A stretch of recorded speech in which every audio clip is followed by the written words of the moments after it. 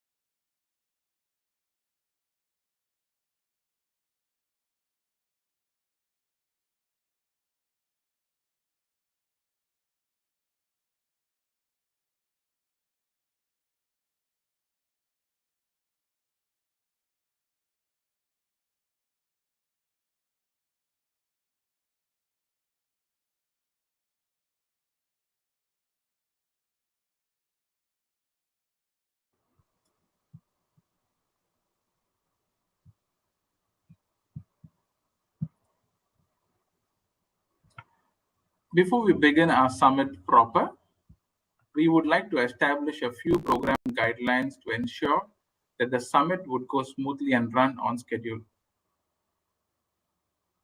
Should you have any questions during the sessions, you may send them in through the Q&A tab found at the top right corner of your screens. The public chat is open for everyone to send in their thoughts and comments throughout the sessions. Program reminders will also be sent in through this chat. The country booths are open throughout the day. We encourage you to visit each one of them to get to know more about World Vision and its field offices. The lounge is open throughout the day. Please feel free to virtually roam around and meet like-minded and like-hearted individuals attending today's sessions. As we thrive to better ourselves every year, we are encouraging you to send us your thoughts and comments on today's event. Access link to your online feedback form will be shared via chat prompt at the end of today's sessions. With these program guidelines in mind, we hope to give both our speakers and you, our audience, a conducive online atmosphere and a seamless, interactive, insightful, and meaningful summit.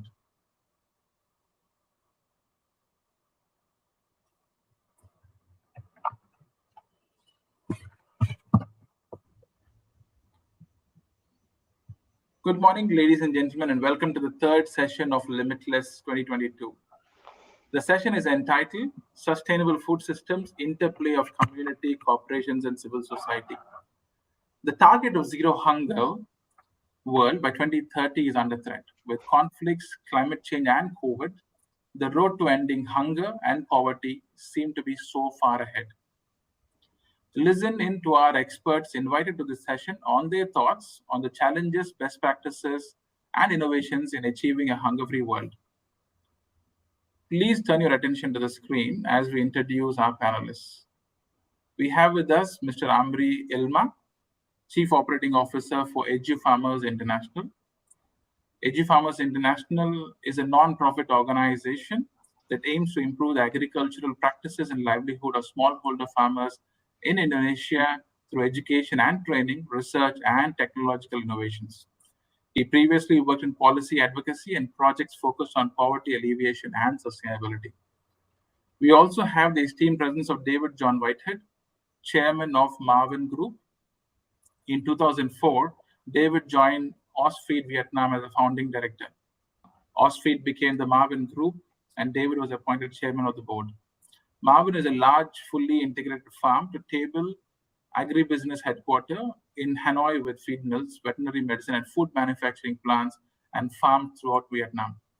Marvin is one of the top 10 agribusinesses in Vietnam and holds an enviable position as the most innovative in the industry, embracing advanced technology and a digital transformation program which began in 2019. Let me also welcome Peggy Chan, Executive Director, Zero Footprint Asia. In 2012, Grassroots Pantry in Hong Kong with a mission to raise awareness of the inequities in our food system and to share knowledge on the benefits of whole food, plant-based cuisine. Grassroots Pantry was recognized by the United Nations Sustainable Development Goals (ESCAP) as a best practice case study on sustainable sourcing and responsible management. In 2020, Peggy developed Grassroots Initiative Consultancy to assist food service professionals in their transition towards best practices that meet both human and planetary health goals. We are also glad to welcome Jody Busek, Nutrition Segment Lead for APAC for DSM.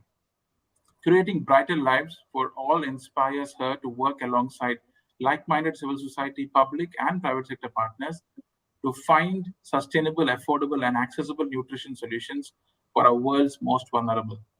She shares more than 30 years of experience in business and market development in the food and nutrition industry. In this critical session, we are honored to have Paul Newenham leading a relevant, timely, and insightful conversation. Paul is the Director of Sustainable Development Goals Advocacy Hub, a secretariat catalyzing, convening, and connecting NGOs, advocacy groups, civil society, the private sector, and the UN agencies to coordinate global campaigning and advocacy to achieve food systems transformation. Paul also facilitates a network of 1,000 plus chefs from across 90 countries to support chefs' action on the SDGs.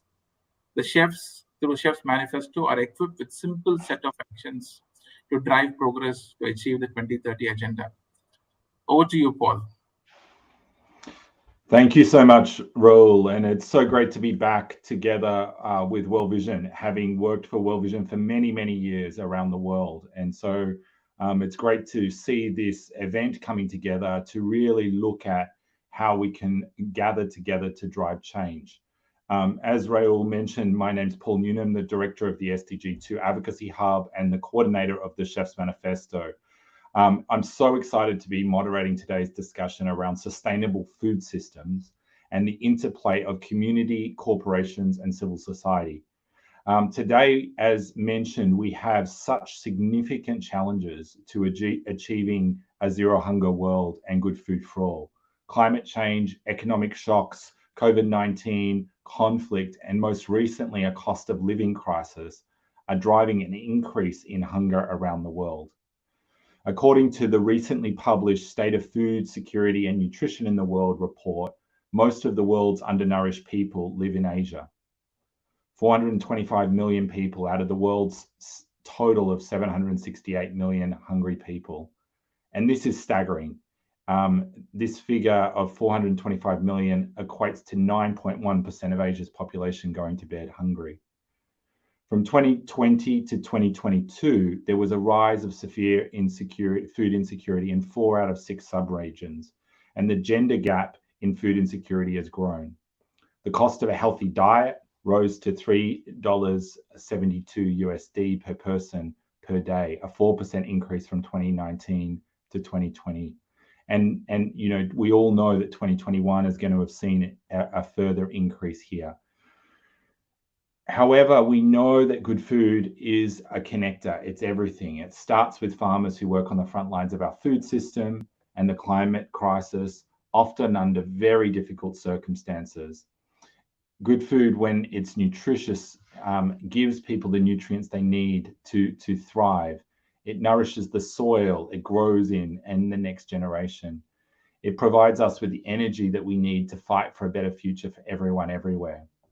So today's conversation is going to gather an exciting group of diverse voices, which you've just been introduced to, from across nutrition and food, to discuss both the challenges and the opportunities in securing a sustainable, nutritious food future for all.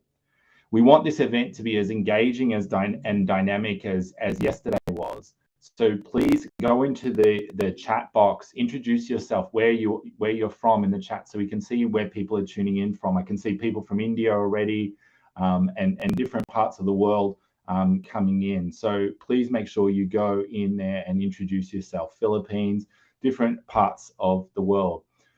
As the discussion develops, we also want you to utilize that the question function as well. We're going to try and keep a small amount of time at the end of today's event for panelists to respond to these questions and to interact with the audience. But why don't we get straight into it and get going? It's good to see. Welcome, everyone. We've got some people very late from New York, all the way through to the Philippines, from Japan, from India. So great to see. So I'll ask my panelists if they can turn on their cameras, and we'll get started. We're going to keep this fast moving and dynamic, and so hopefully going to have that time for questions later.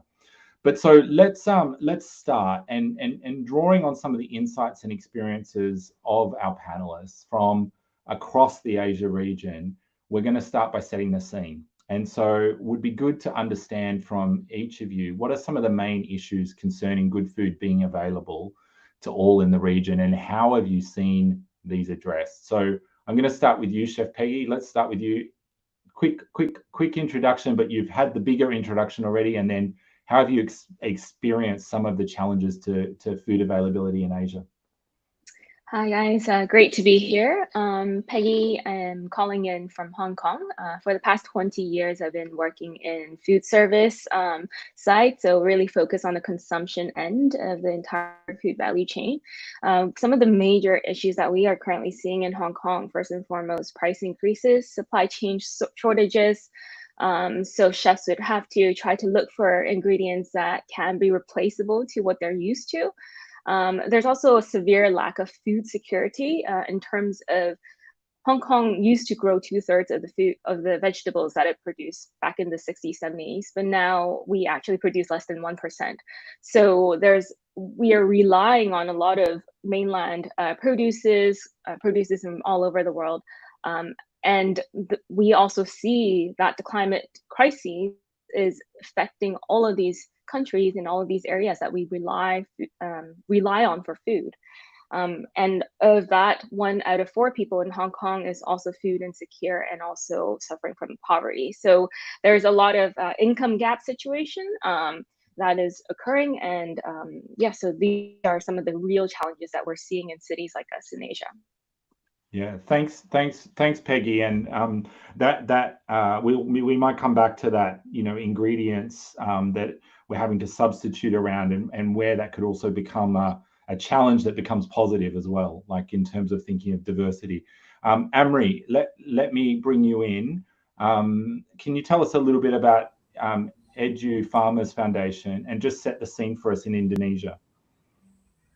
Sure. Hi, good morning, everyone. I'm calling from Jakarta. My name is Amri Ilma. I'm the CEO of Edu Farmer International.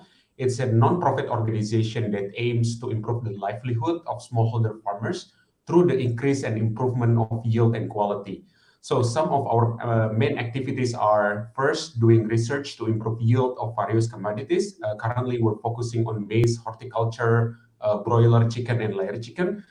Through the research and our demo plots. The second is we do our main program, Farming for the Nation program. This is basically similar to Teach for America, but for farming, where we organize hundreds of university students annually to live with farmers to improve their productivity. And the third one, we're also doing a stunting prevention and reduction program through the agriculture-based approach, such as the backyard farming or poultry program. So relating to your questions, Paul, I think it's you, as you already mentioned, right? We currently have the triple C crisis, which is the COVID-19 conflict and climate change. But one of the things that we're also seeing in the region, especially in Southeast Asia, is also in terms of the supply chain disruption. So a recent example would be like the Malaysia has stopped exporting chicken to Singapore, and it's actually account for around 20% of the Singapore national consumption. And therefore, like Indonesia, they ask for help for Indonesia, and Indonesia need to fill the gap of the remaining percentage of the consumption of chicken. So that's one of the example. And I think we also face the price increases with the current inflation that happen in across countries. So the obviously like the ability to buy food is also decreased across people in Indonesia and the region.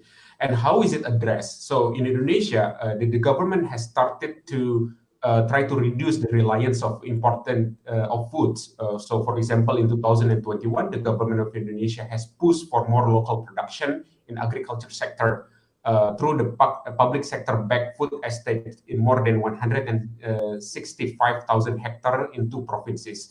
Another thing is that the government has also started thinking for a coordinated effort to reduce food loss and food waste.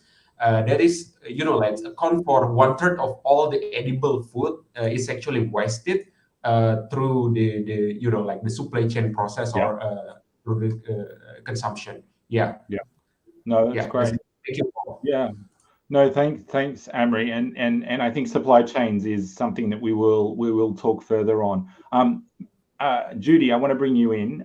As the DSM nutritional products segment lead for the Asia Pacific region, what strikes you about what Chef Peggy and Amri's remarks so far, and what would you add to this analysis?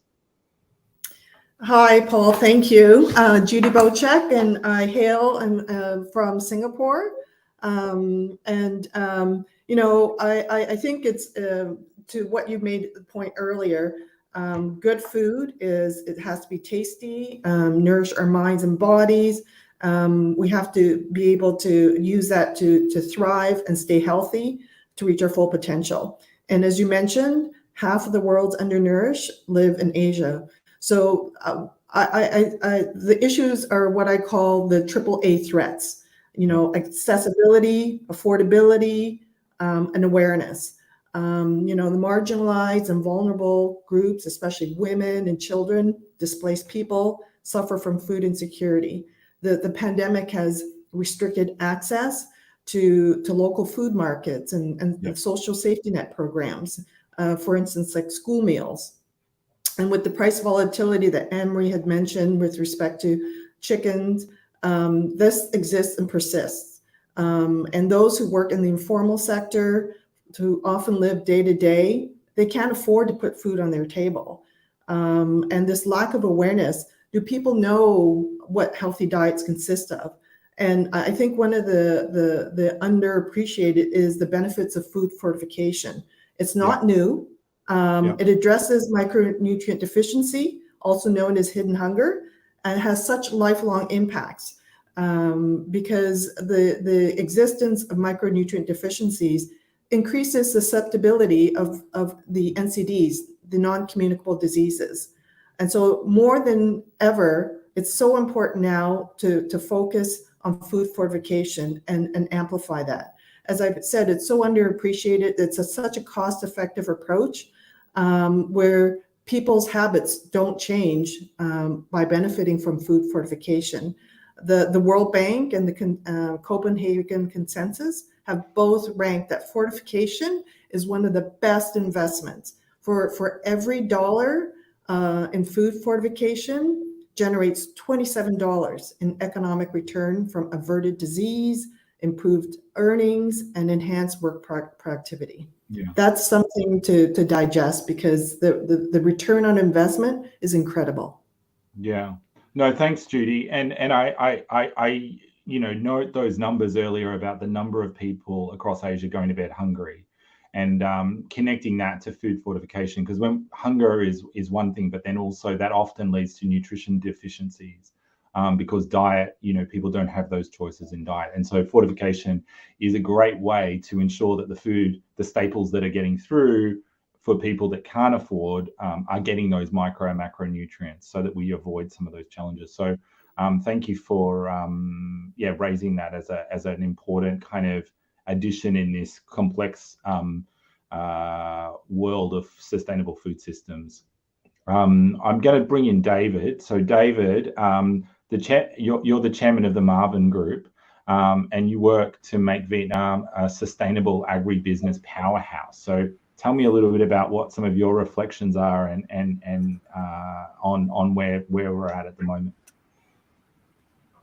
Yeah, look, this is a very, very interesting subject for me. I mean, we started as a small feed miller, just manufacturing pelleted, packaged pig feed, really. And that was nearly 20 years ago. We've now moved into a really different phase of operation where we are an agri-food business now. And our concentration is on the end result of our business is providing good quality food for the people. So it's been interesting in Vietnam since I first came here and our business started 20 years ago, that now there is a burgeoning middle and upper class group of people who have discretionary income who are now concerned about the quality of food they bring into their households.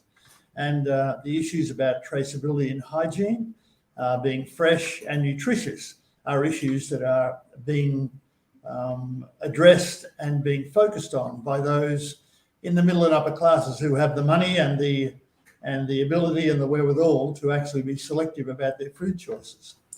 Still in Vietnam, we have people in poverty, and the way we work with World Vision is to work with poor communities, and we provide sustainable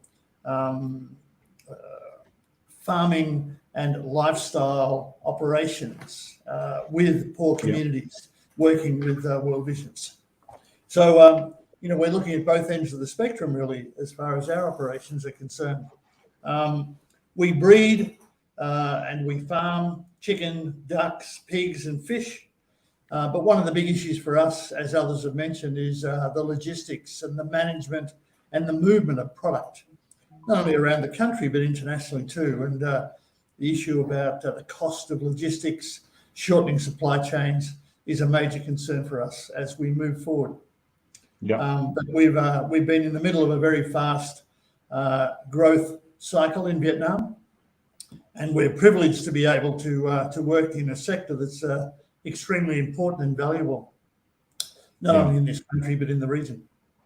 Yeah, no, thank you, David. And it's good to have this group together. It's really, these are really important additions to kind of look at the holistic picture of what's going on.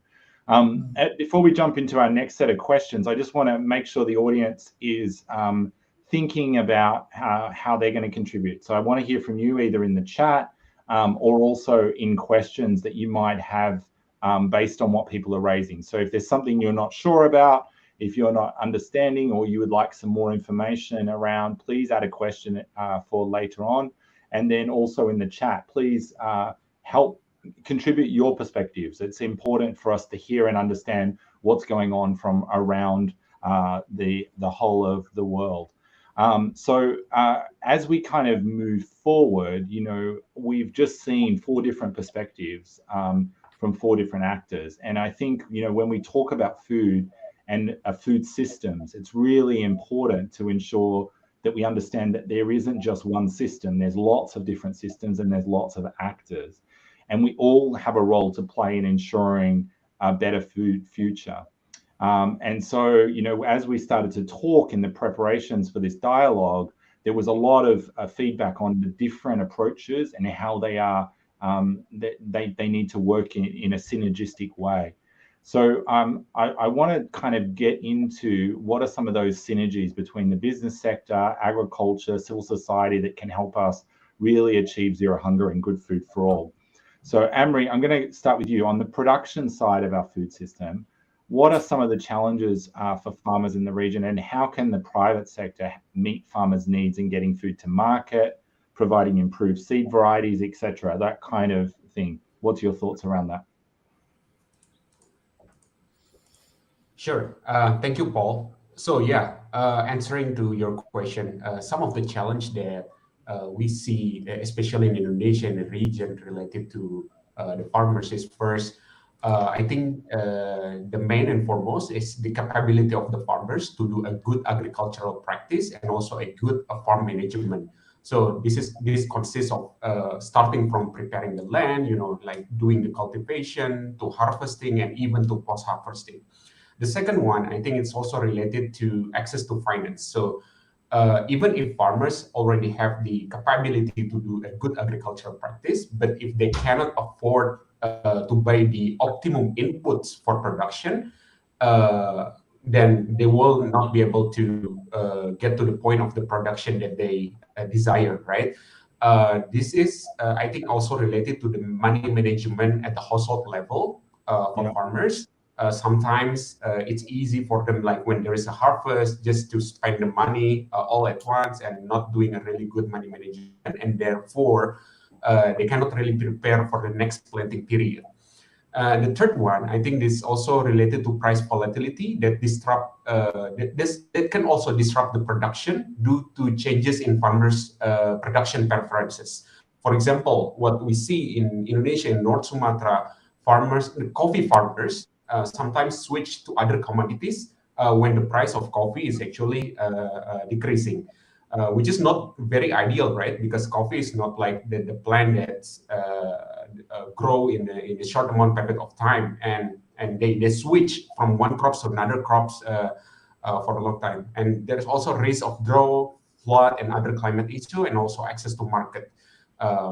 And I think how private sector can help. There are certain pathways. The first one, I think, the private sector can continue to do research to provide high quality seed that is suitable for specific areas, right? Because it's not only research on like producing a yield that is optimum, but also optimum for specific area in many Yeah. regions. The second one, I think, it's related to contract farming. Contract farming is really helping the smallholder farmers, because in one way, it's also providing access to finance for farmers to buy optimum inputs, and there is a certainty of off-taker, because like whatever the farmer produce, it will be bought by the off-taker. And the third one, I think, agricultural insurance to manage risks that farmers faces. And the last one, but not least, I think it's also what we're doing here, which is to provide continuous training and support for farmers. Yeah, I think that's all, Yeah. Paul. Thank you. No, thanks, Amri, and thank you for really giving really practical points that can be utilized for the listeners. Chef Peggy, I just want to bring you in. So, how are you working with business and farmers to ensure good food for all, whether that's through safeguarding biodiversity, preventing food waste, or protecting soil health? And also, maybe if you can just give a few reflections on the unique benefits that the hospitality sector can provide to enable food sovereignty as well. Certainly. Well, when we talk about hunger and the situations that we are currently facing in the world, we can't forget that one of the reasons for why food is becoming less nutritious is because of soil degradation. And soil degradation occurs when bad practices on the land, on the farms happen, such as these additional fertilizer chemical inputs, excess nitrogen, heavy tillage on the soil that actually breaks up the soil food web. And it's actually estimated that food is so much more less nutritious than what our grandfathers and grandmothers used to eat. And it's also said that about 200 industrial carrots needs to be eaten in order to meet one regeneratively grown carrot's nutrition. So that's kind of what we're really facing is, how do we grow food in the future, in the coming years, such that we are ensuring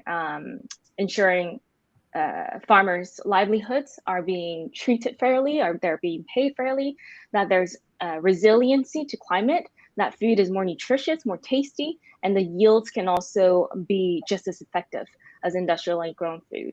So when it comes to how we engage, I'm also the executive director of Zero Footprint Asia, which is a nonprofit that we brought in from California. So what we do is basically utilize the hospitality sector and food businesses to engage them. Very often we don't see, as chefs or in food businesses, we don't really have a say in a way, or think that we can make any changes directly to the food system, or that it's not even our responsibility. It must be the environmentalists and the nutritionists to solve. So that's one of the big problems. But Zero Footprint's program is a crowdfunding program where we're asking every business to add a 1% pledge, such that this crowdfunded grant allows farmers to transition to nature preservation, nature restoration, regenerative agriculture in their local context. So like Amri just mentioned, if it's a coffee plantation, how can they incorporate agroforestry such that they increase biodiversity in that local context, where farmers can actually even jump from one crop to another rather than relying on just one single crop. So in the last year, with just about 30 restaurant business partners, we've raised about 1.8 million Hong Kong dollars. That is now going to about 8 different farming projects in Hong Kong and as well as Greater Bay Area. And in coming years, we're going to expand this project to Southeast Asia. Hopefully we'll help to fund some of the farms in Indonesia as well, such that we allow for farmers to become more resilient and allow them to have the power and sovereignty and control of what they want to grow and what they should be growing in their local context. Yeah, no, thanks, Peggy. And really, if people do want to find out more about Zero Footprint, I encourage you, Peggy, to drop that into the chat, the link, so that people can find out a bit more. But I really think it's absolutely important for us to all think about the role that we can all play to drive these changes in choices through and action. And it's not just we shouldn't just leave it for others. So thank you, Peggy. Judy, I'm going to bring you in. I know DSM has committed to closing the nutrition gap for 800 million people at the 2021 UN Food Systems Summit last year. And which is an amazing commitment and something that's very ambitious, but also just so important and so needed. Can you tell me a little bit about some of the innovative ways that you're partnering with other stakeholders to address malnutrition on the regional and country level population levels? Sure. I think you hit the key word, synergy, right? Synergies, it's magic, really. When the sum of the parts is greater than the contribution of the individual elements. And so to reach and have an impact at scale, DSM, we really recognize the importance of strategic partnerships and collaborations where each other's strengths and abilities are leveraged. I think a great example is our public-private partnership between DSM, Sight and Life, and World Vision, the program Joining Forces for Last Mile Nutrition, for instance, where we pool our resources and expertise to improve nutrition, especially of women and children, and bringing prosperity through better livelihoods in that last mile, on those last mile communities, communities where are geographically isolated, hard to reach. We have a number of joint projects with World Vision. We have one in Rwanda with Africa Improved Foods, for instance, the exciting project in Indonesia, the last mile entrepreneurship in Brazil, for instance. But let me drill down a little bit more on the what we call the egg-sighting project in Indonesia. It's a project where the drive is to drive demand for improved nutrition by using eggs as an important source of nutrition, while improving the livelihoods of the poultry farmers. Another example is our journey on achieving SDG 2 through Fortified Rice. Why? Well, as in the Asia Pacific region, it's a commonly eaten staple. And unfortunately, the milling process strips most of the micronutrients, rendering it relatively nutritionally poor. And so what we do is we use fortified kernels, which essentially is rice flour made from broken rice, mixed with Yeah. vitamin minerals, made into dough, extruded into fortified kernels, not unlike orzo, for instance, and then blended with regular rice. So it looks and tastes like rice, but with better nutrition without changing behavior. And that is so important given the scale that we need to achieve to address the nutrition gap of 800 million people. Yeah. So, No, yeah. Yeah, I mean, Go Judy, ahead.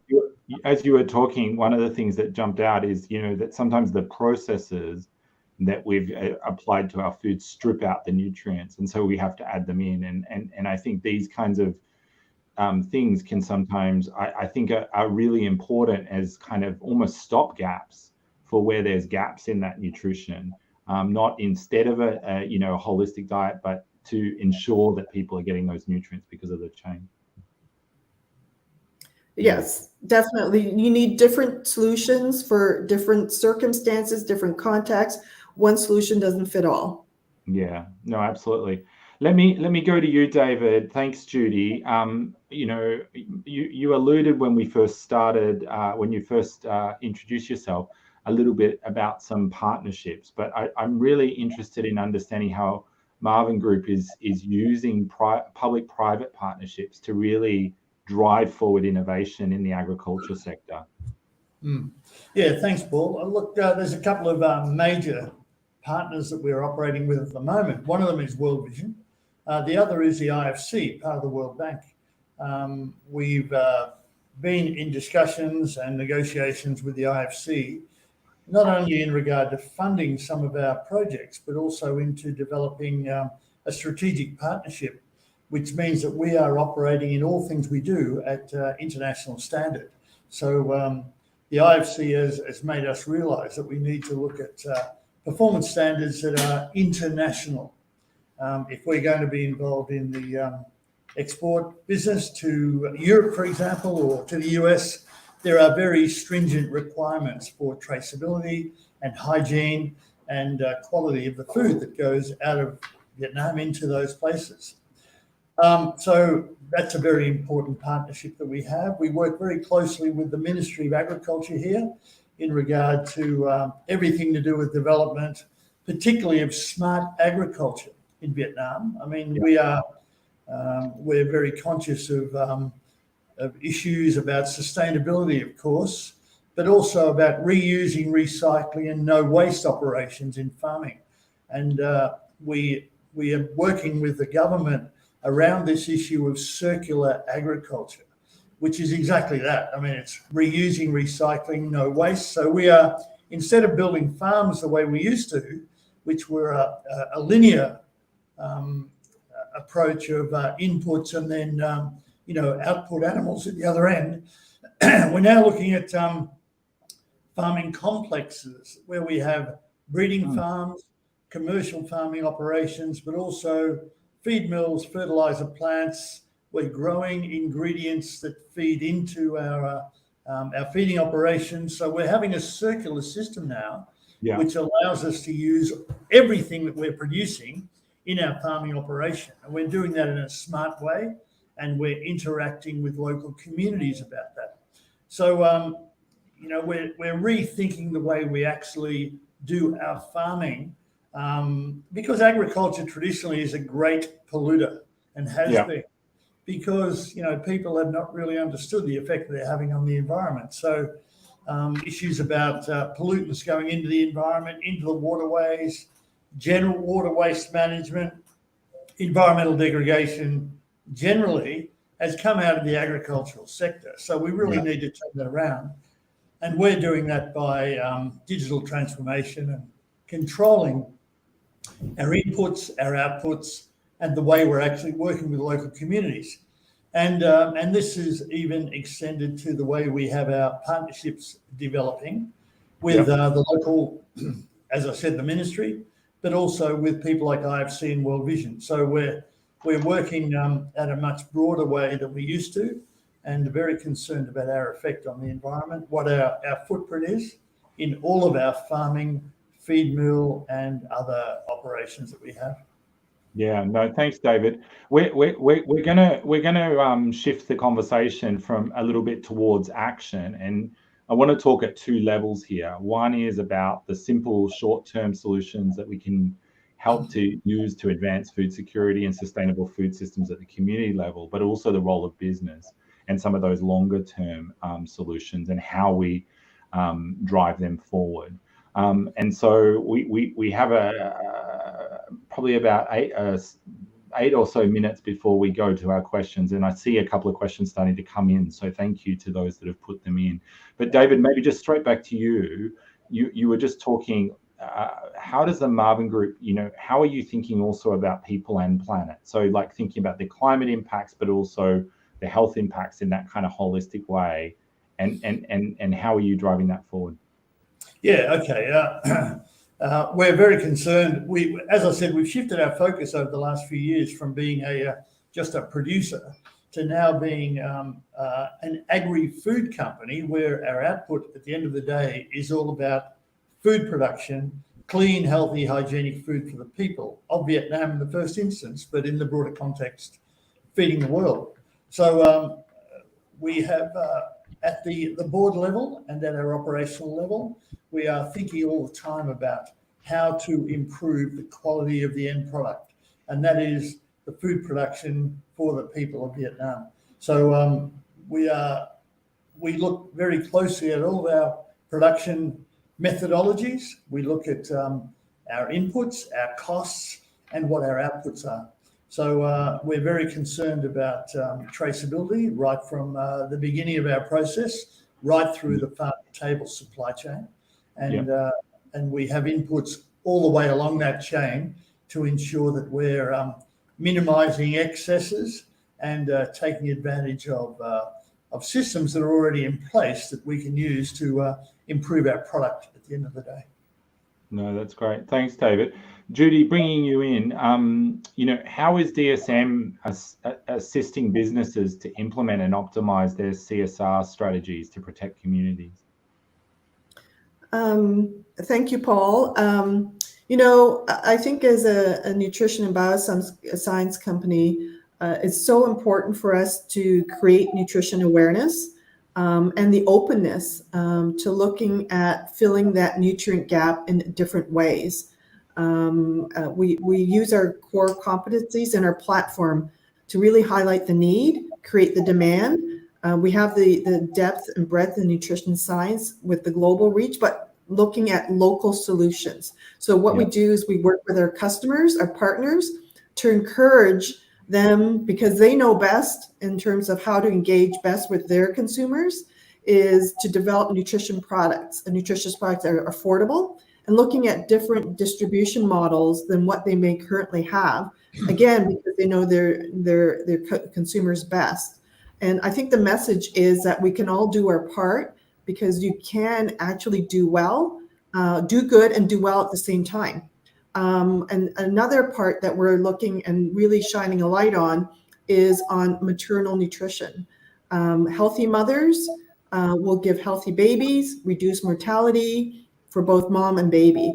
And by investing in moms, you're investing in the future. So that, again, is shedding light on that and engaging with our partners and customers, and how is it that we can address the nutrient gap with that particular demographic.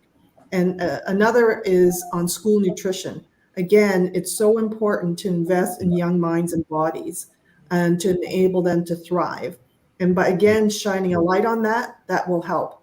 And to what David had mentioned in terms of digital transformation, that is so important as well. It's unfortunate with the pandemic.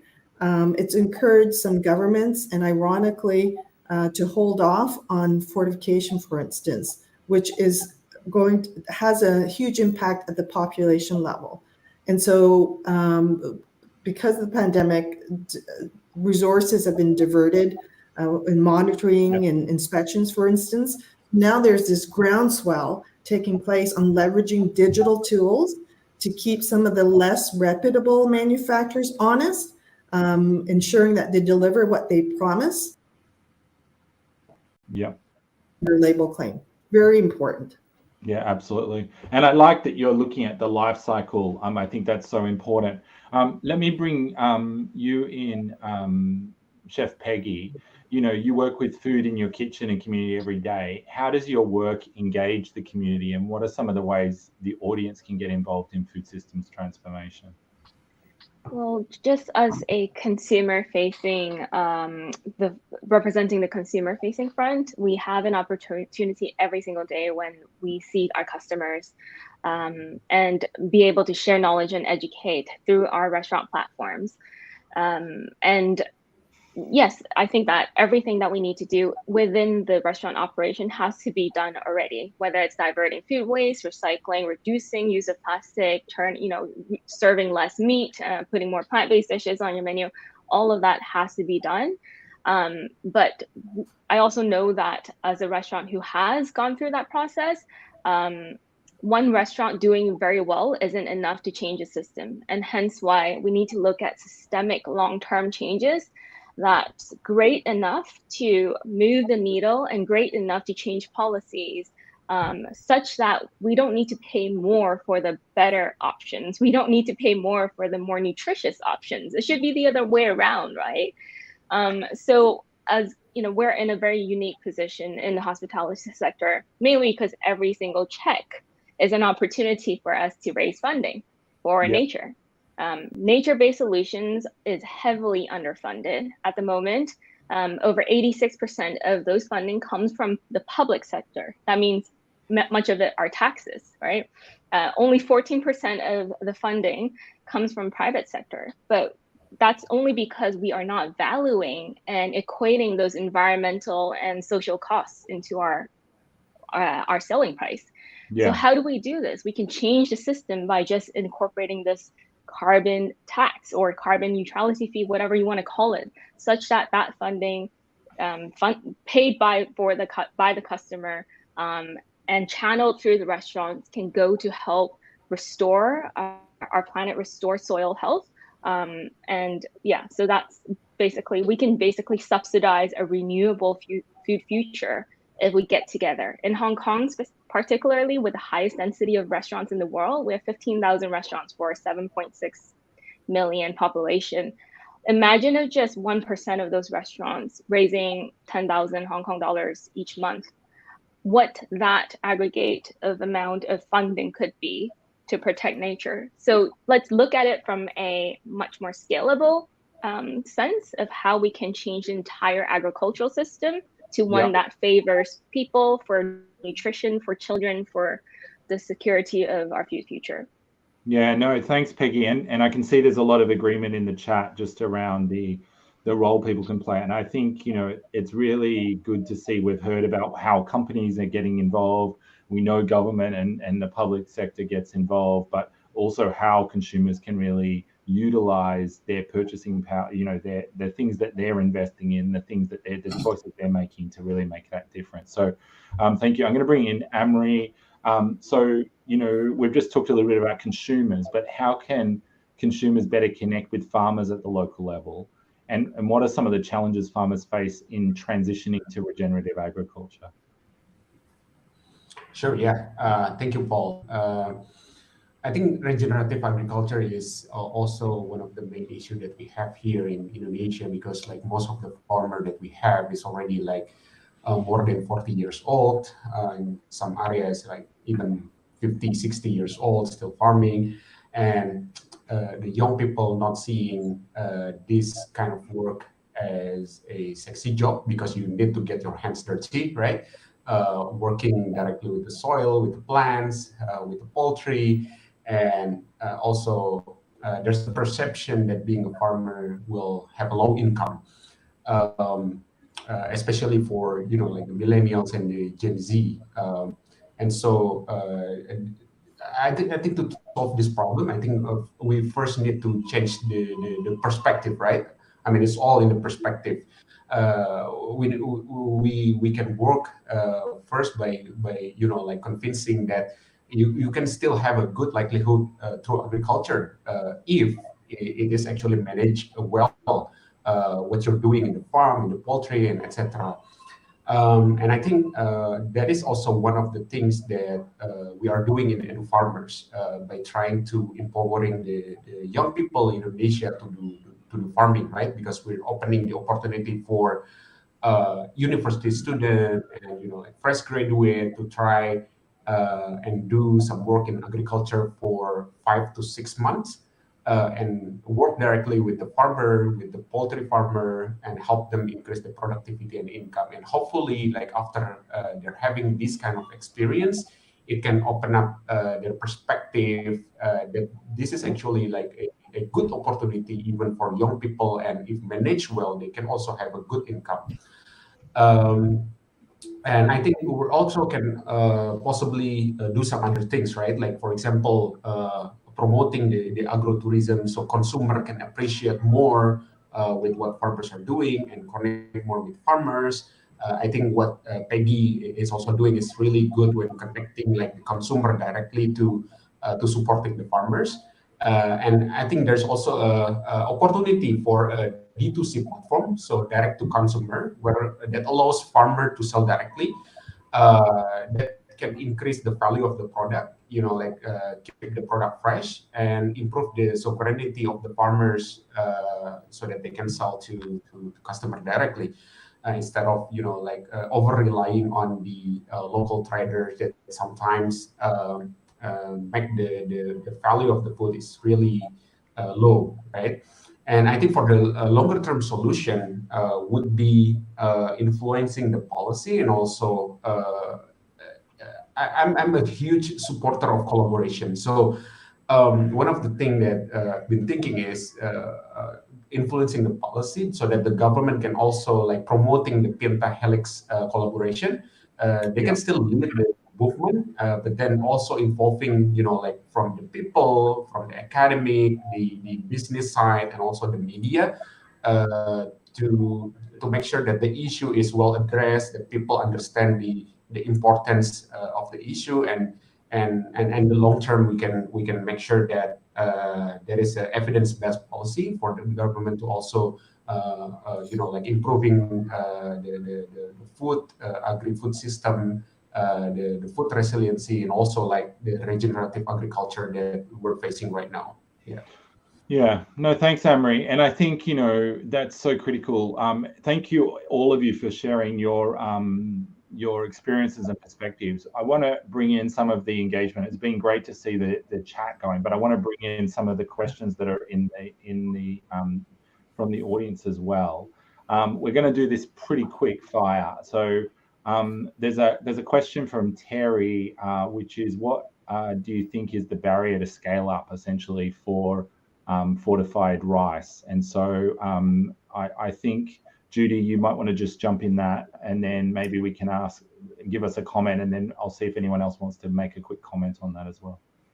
Sure. Thank you for that question. First, I think what Amri mentioned is about developing policy, and it's about recognizing by different stakeholders, whether it's the consumer, on the benefits of fortified rice, and also the government level to mandate that, to know that this can have an impact at scale. So I think those are the hurdles currently, but I think that said, we are making progress. Nothing happens quickly and overnight, but we are making progress in fortified rice as a nutritious staple in various countries. We're working right now, for instance, in the Philippines, and this is mandated in Papua New Guinea, for instance, in the Solomon Islands.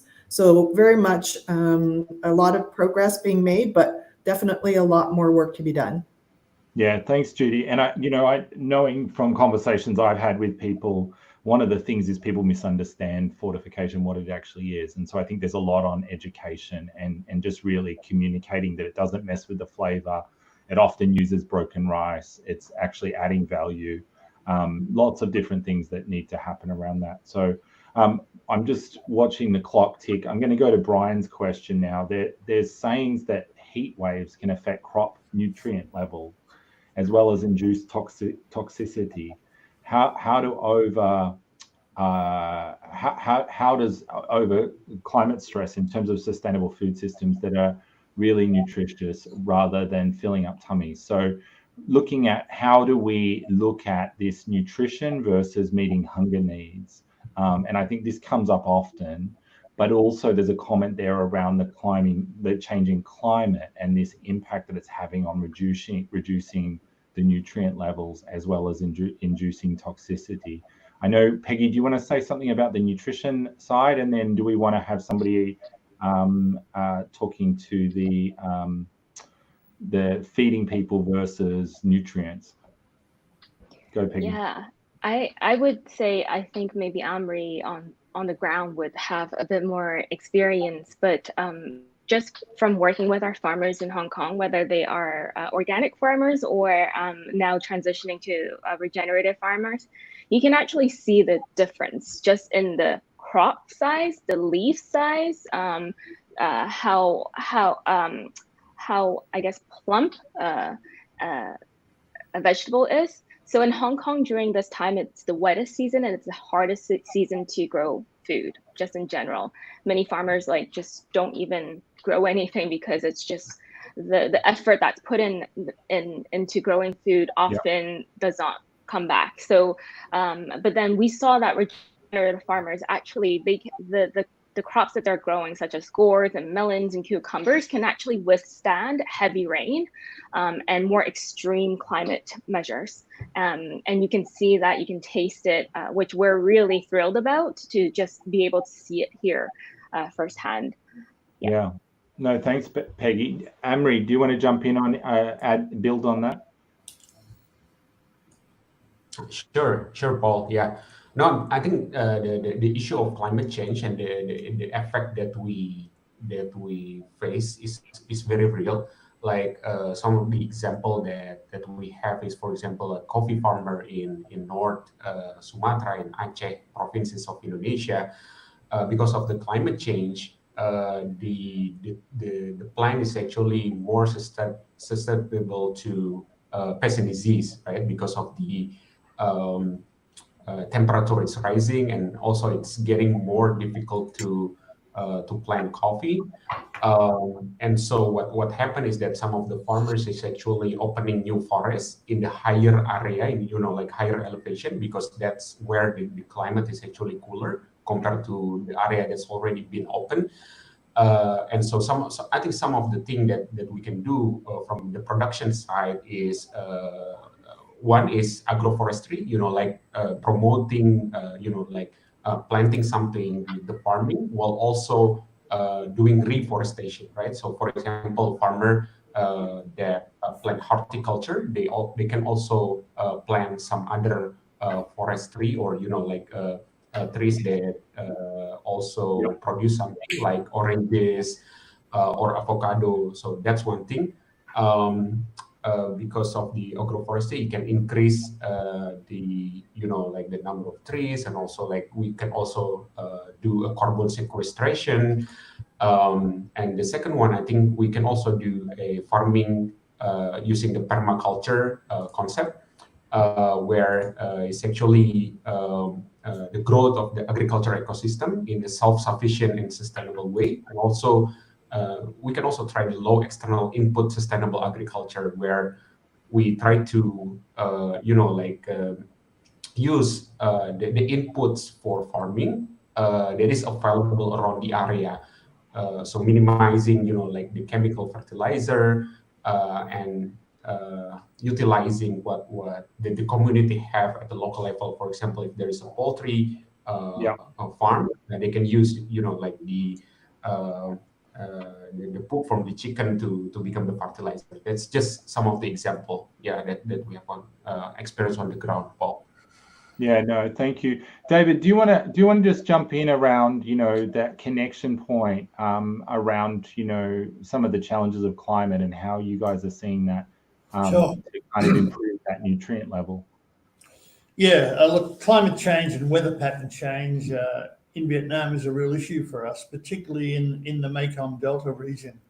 I mean, and that's manifested in high levels of salination, which affects what can grow and how it can grow.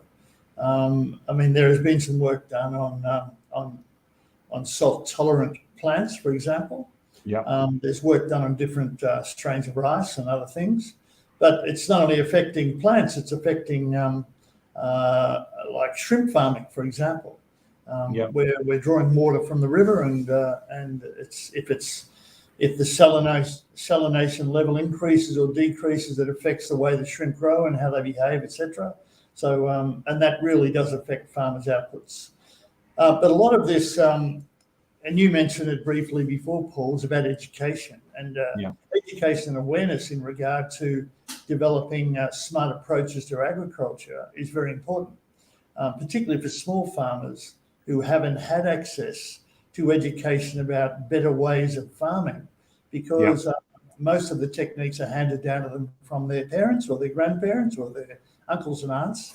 So it's only now that there is some really clever systems of farming that reduce pollutant, that improve productivity, reduce water level use, all of those sorts of things. And that information is out there. It's just a matter of getting it to farmers so they understand that there is value in investing in quality systems, and often digital systems that allow them to have higher productivity levels and at the end of the day at lower cost, and also less effect on the environment. So all of those things are really important and come together.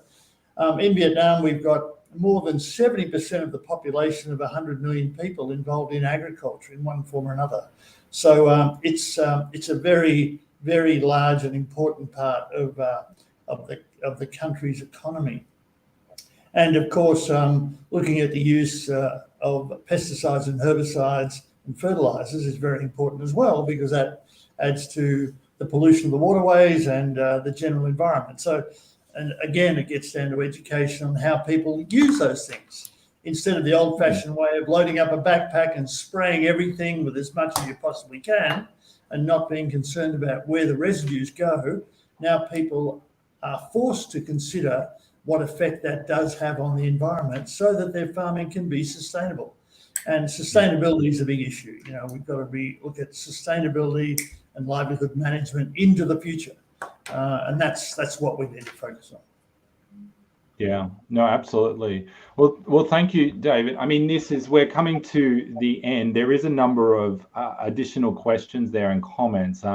There's quite a few, Judy, heading towards fortification, and just, asking about the focus on women and children, for asking also about some of the other kinds of varieties, like a golden rice, which is different, which is, a GMO.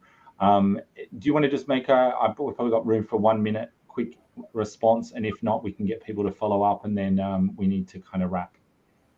Yeah, I just wanted to say it's not based on my fellow panelists here. We're all working towards the same goal from different perspectives, which I think is wonderful. And I think it comes down to understanding where each of us play and being able to leverage our own strengths and to work together at scale to provide some really affordable, nutritious foods. As Peggy mentioned, nutritious foods should not be expensive.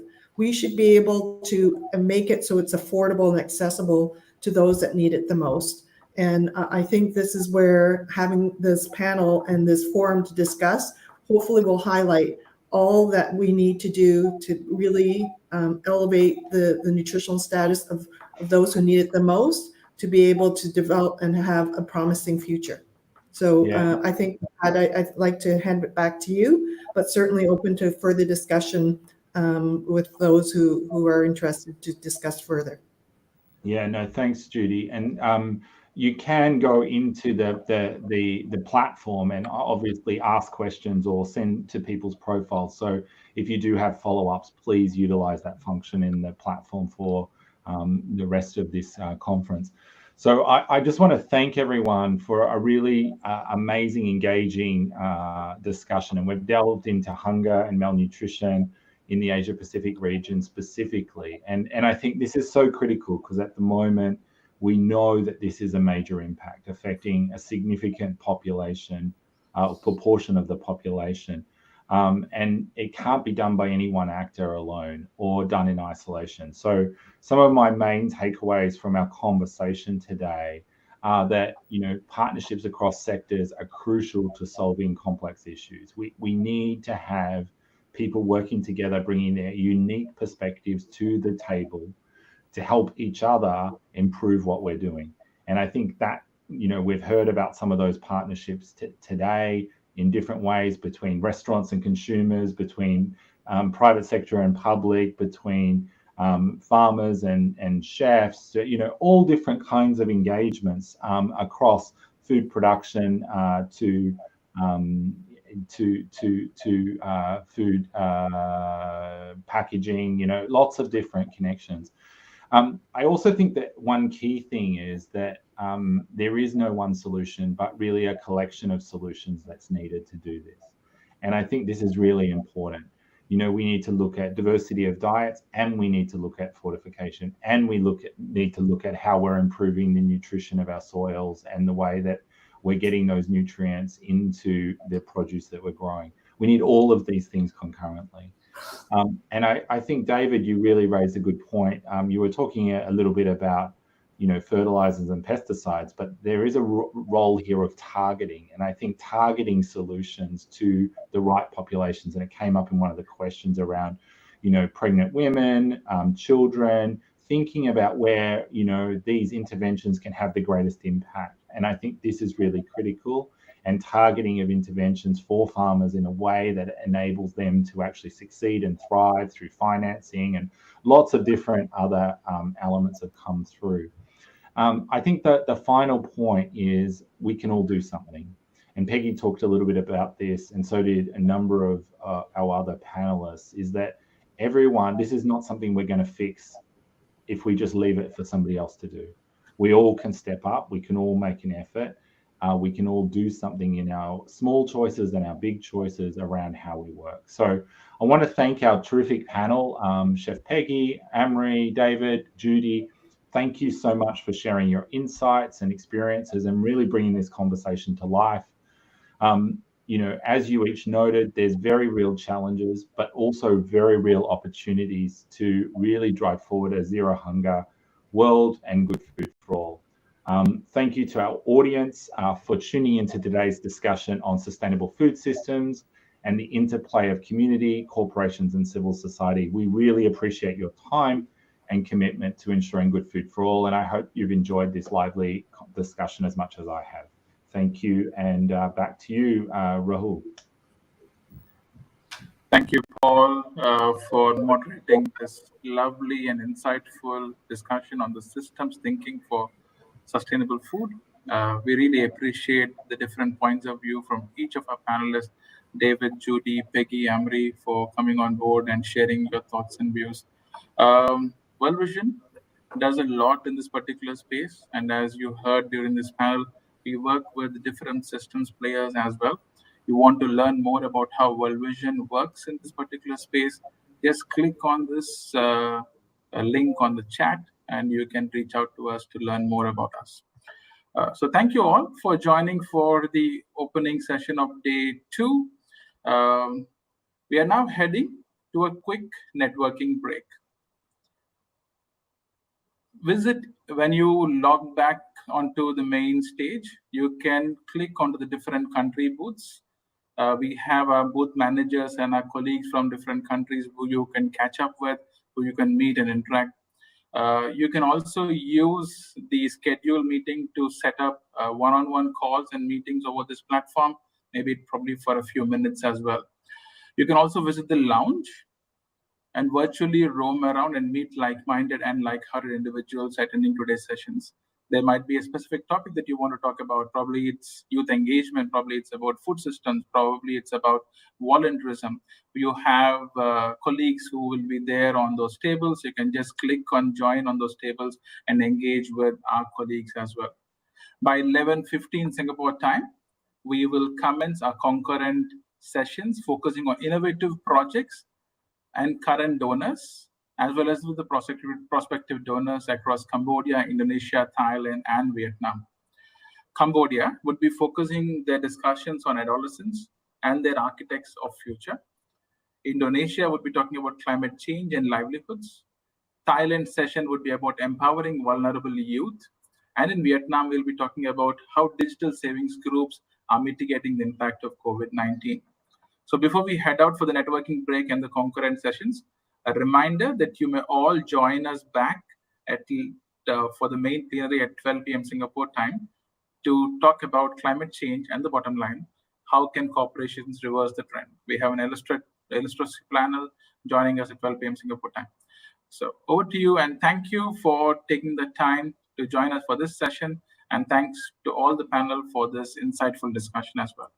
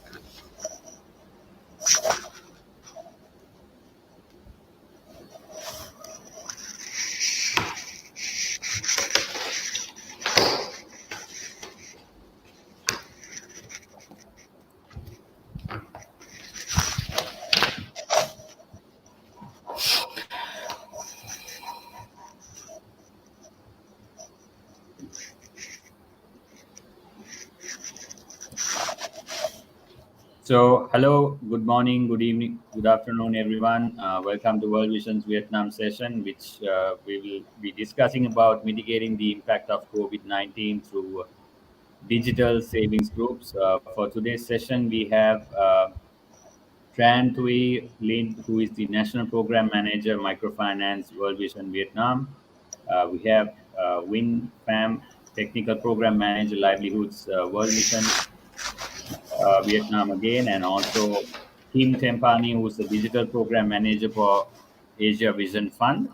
And today's session will be moderated by Tan, who's the program's Zonal Manager. So over to you, Tan. Thank you so much, Jonathan, and welcome everyone. Good morning from Vietnam. Good evening, good afternoon, all friends. Welcome to the sharing section of World Vision Vietnam, where we will be hearing stories from the field, discussing about the initiative to mitigate the impact of COVID-19 pandemic through digital saving groups and microfinance. So my name is Tan, Zonal Manager of World Vision Vietnam, and I will be the one who facilitating the Vietnam section in the next 45 minutes. And as you know, in today, digital economic and society practical usage of the new technology has become very critical and improve people resilience and livelihood. More than ever, the digital inclusion is essential to social inclusion, and it's a very crucial step for economic empowerment to overcome poverty and income inequalities. However, the pathway from digital asset and skill to developing and obtaining more sustainable livelihood remain very challenging and require the engagement and innovation different stakeholders could offer. COVID-19 outbreak had devastated the effort toward the sustainable livelihood throughout Vietnam, including the target area in mountainous area of provision Vietnam. Everywhere it's not difficult for us to see and feel the pandemic's adverse effect on the people job, the income, the child nutrition and food security and more. As a result of the pandemic, the vulnerable households do not have any other choices, but they adopted a very negative coping mechanism, such as reducing the meals of their families, increasing debt, selling access, and cutting short of their children's education. So the question is, how can cooperate, join hands with World Vision to build resilience for vulnerable families while addressing the enormous impact of COVID-19 pandemic and multiple financial, digital, and gender gaps.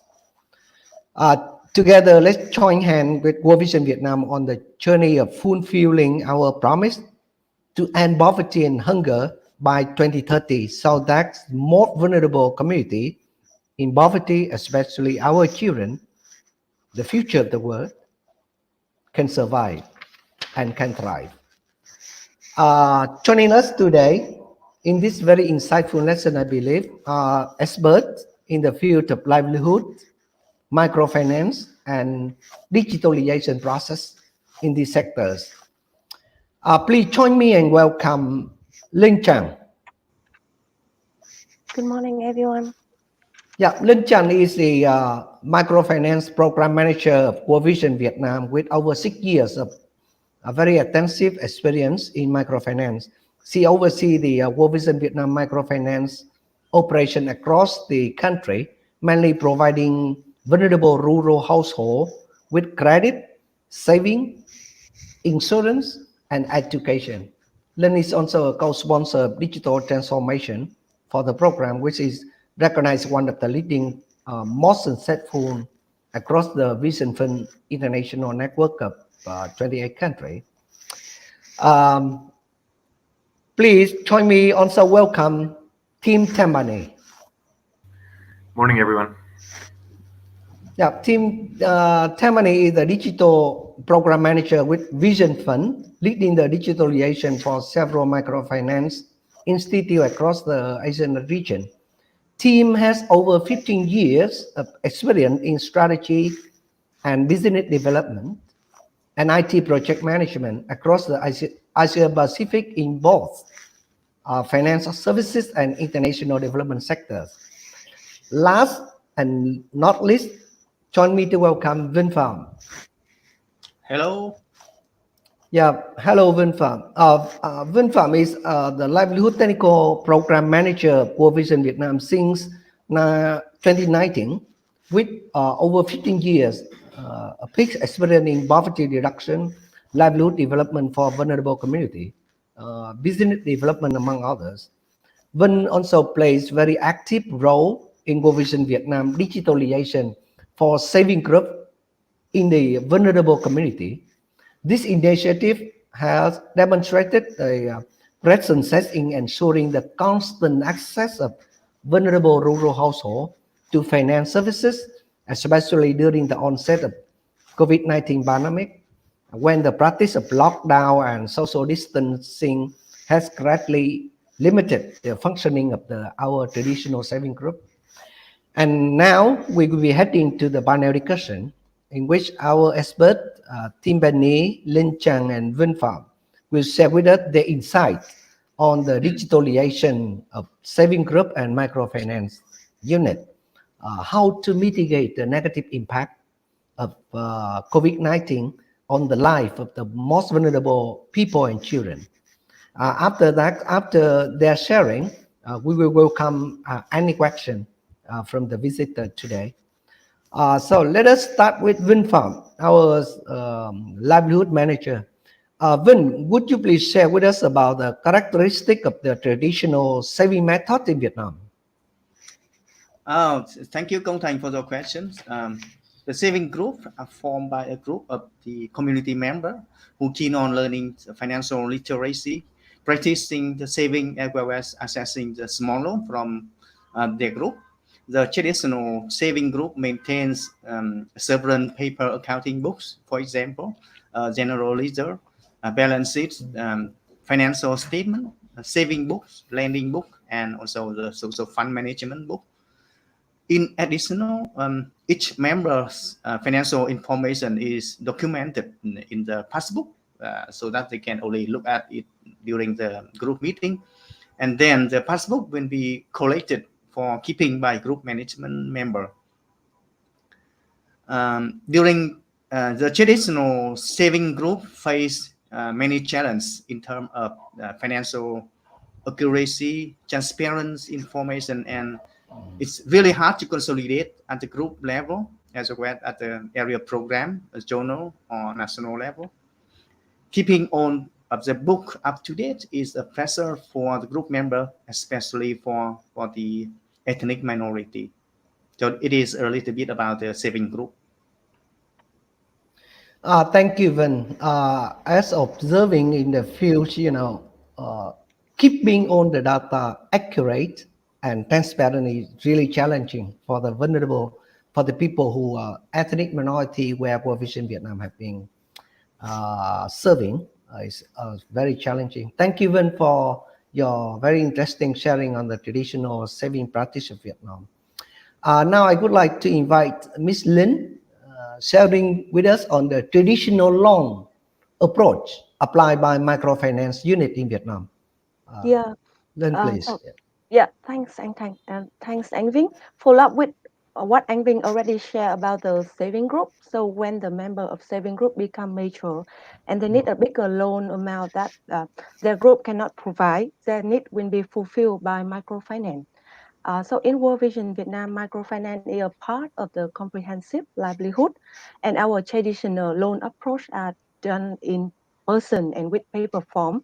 All loan procedure, including loan application, disbursement, and collection, are done at community level by a loan officer with the support from cluster leader. Then client had to fill their personal information and loan information on the loan application paper form, hand it back to cluster leader or loan officer in person. Then loan officer will meet with the client to verify the information, conduct the loan appraisal, then travel back to the office, input the loan information into the core banking system, then review by the branch manager before approval. And it often takes like from 10 to 15 days from the loan application date to the loan approval or disbursement date. Thank you, Linh and Vinh, for sharing with us the traditional practice applied by committee people on saving group and loan approach of microfinance. I think it was a lot of challenge that people was facing. Like in the rest of the world, the Vietnamese economic has also been affected significantly by COVID-19 pandemic. In Vietnam, very prolonged social distance has resulted in sluggish production, disrupted supply chain, and a decrease in the purchasing power of people. According to the General Statistics Office of Vietnam, there was up to 1.8 million people lost their job or part of their income in the third quarter of 2021. The country economic contracted 6.17%, the sharpest drop since Vietnam began calculating and announcing its quarterly GDP. Only achieved 2% GDP growth for 2021. That's what the consequence that the COVID-19 pandemic has brought about. So the question is, what are the specific challenges faced by microfinance unit in Vietnam and saving group during COVID-19? I would like to invite Linh sharing the challenge of microfinance, and then Vinh kindly share with us on the saving group. Linh, please. Yeah, so I think COVID-19 bring us to the two very strange year.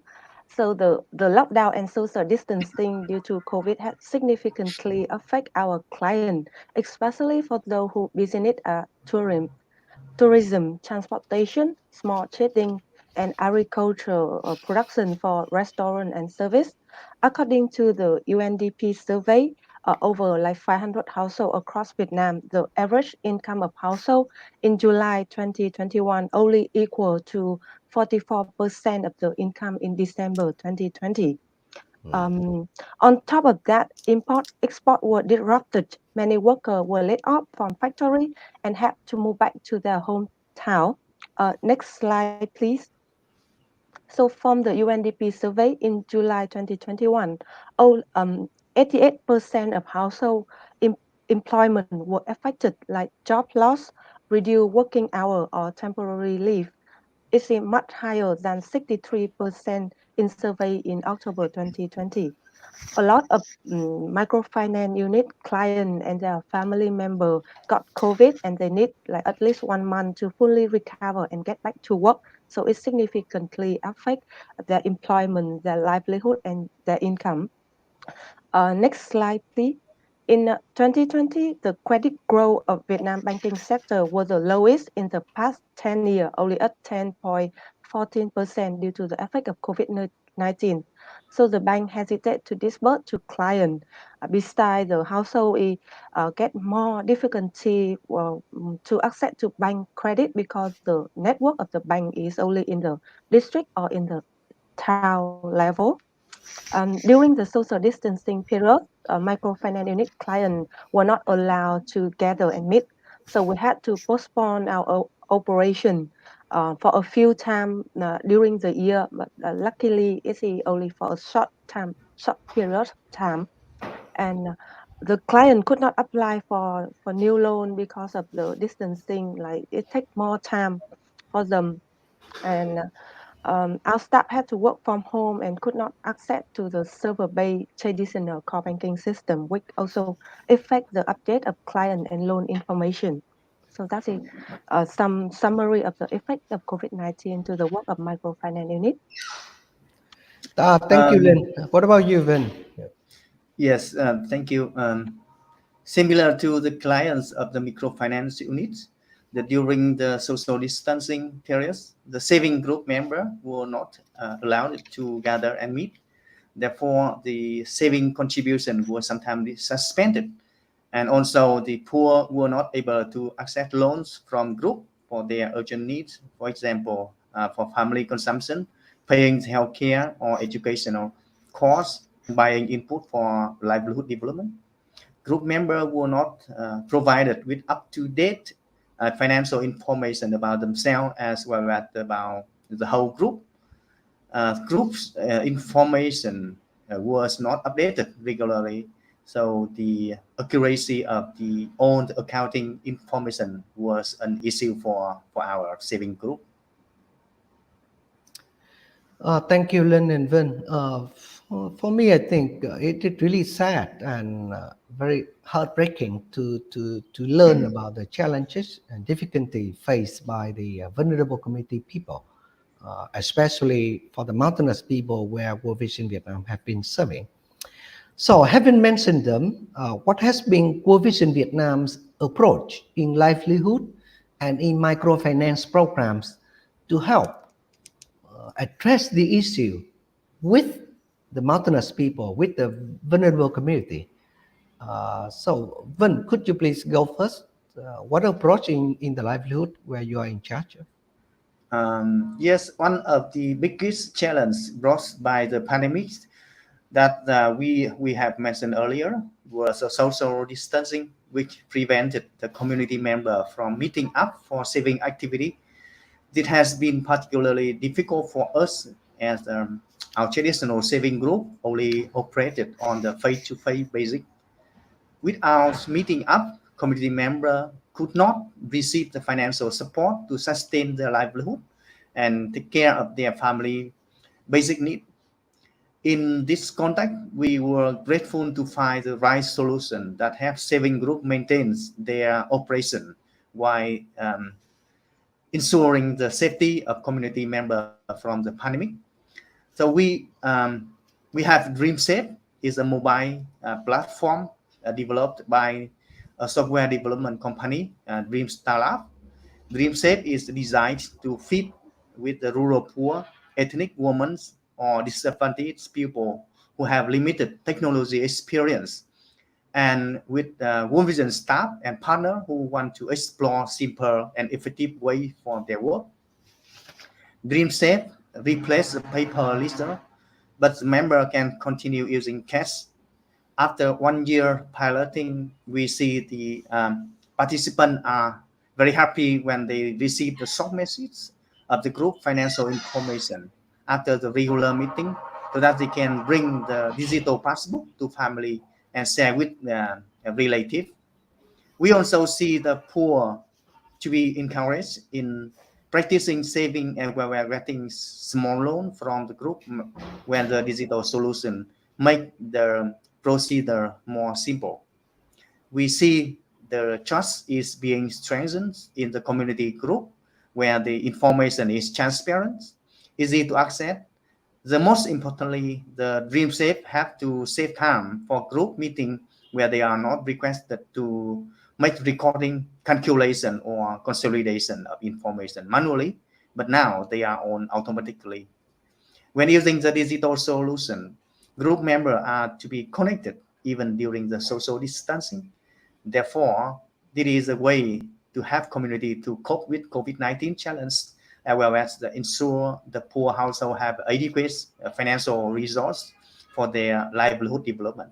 So that are some sharing about our digital solution. Thank you, Vin, for sharing that. I think very impressive solution of the DreamSafe application and how it's been benefiting to our people, like easier access, very simple procedure, but very crucially, trust created among the community. I think in the community, especially in the ethnic minority area, trust is very important. And through this digitalization, people are more connected. The unity is there. Thank you, Vince, for sharing that. And Lynn, do you want to share about digitalization applied with microfinance unit in Vietnam? Yeah, thanks, Anh Thành. So, as I share above, COVID caused many challenges for both our client and our work, but it also opened opportunity for us to digitalize our work and overcome the challenges. So, in the past 2 years, we have been through a faster and stronger digital transformation more than ever if before, thanks to the support of team and Vision Fund International. So I think similar to what Anh Vinh shared, one of the important thing for people during COVID-19 is how to stay connect with other, like the information within the group, within the member.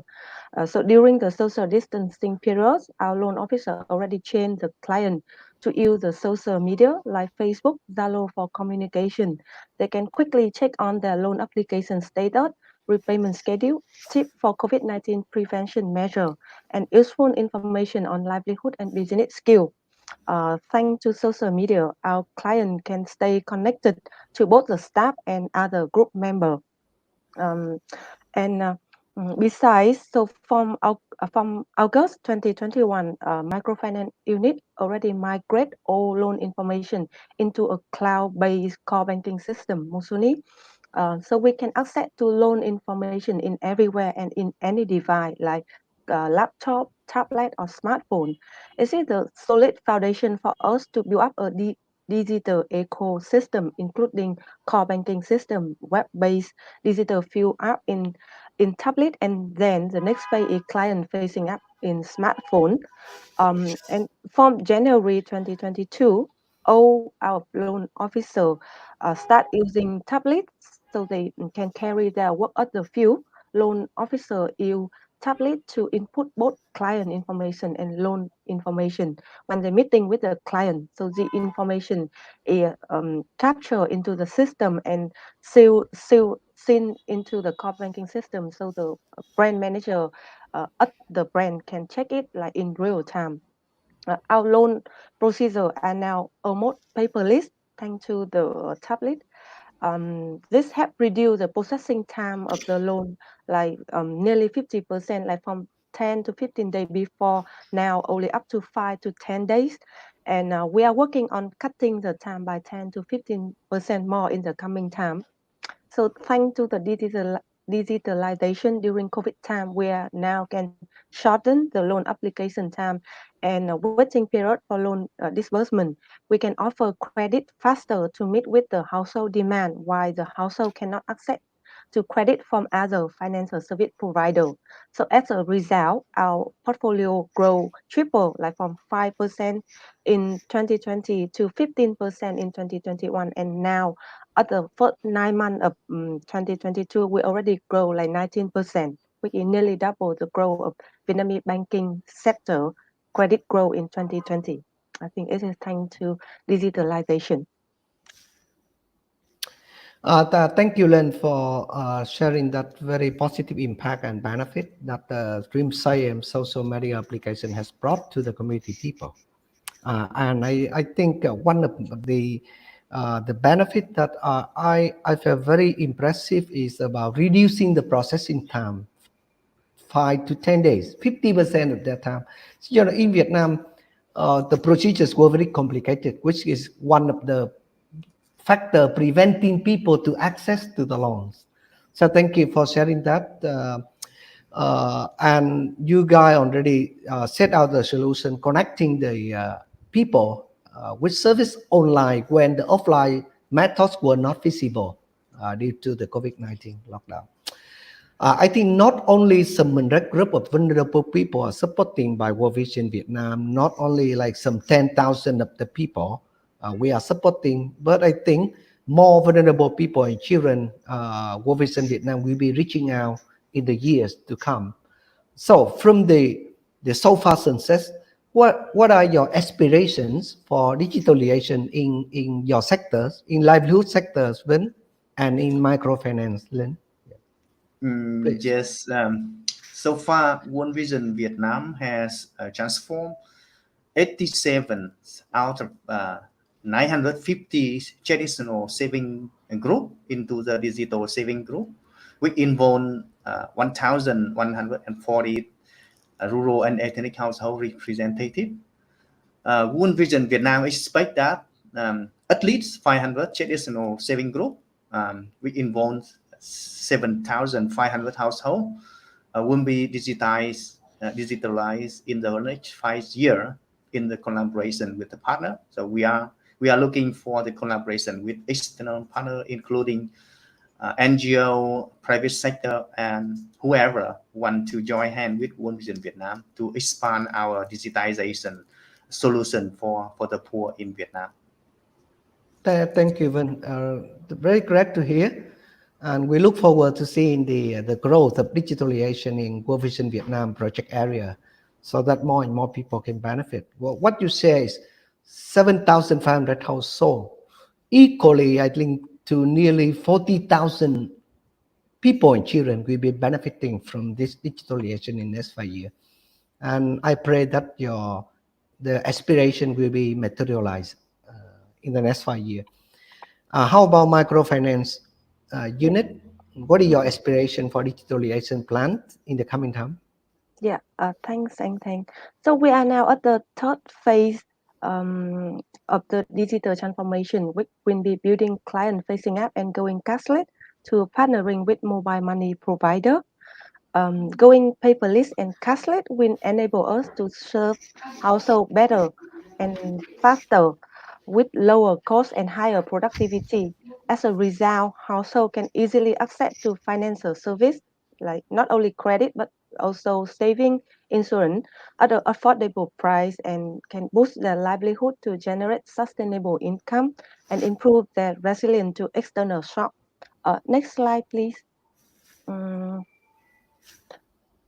we are expecting a growth of like 10% client per year in the next 3 years, from 15,000 clients we have today to nearly 20,000 clients in 2025. So thanks to the digital solution and technology, we can broaden our reach to the remote area with ethnic minority to the vulnerable household in need.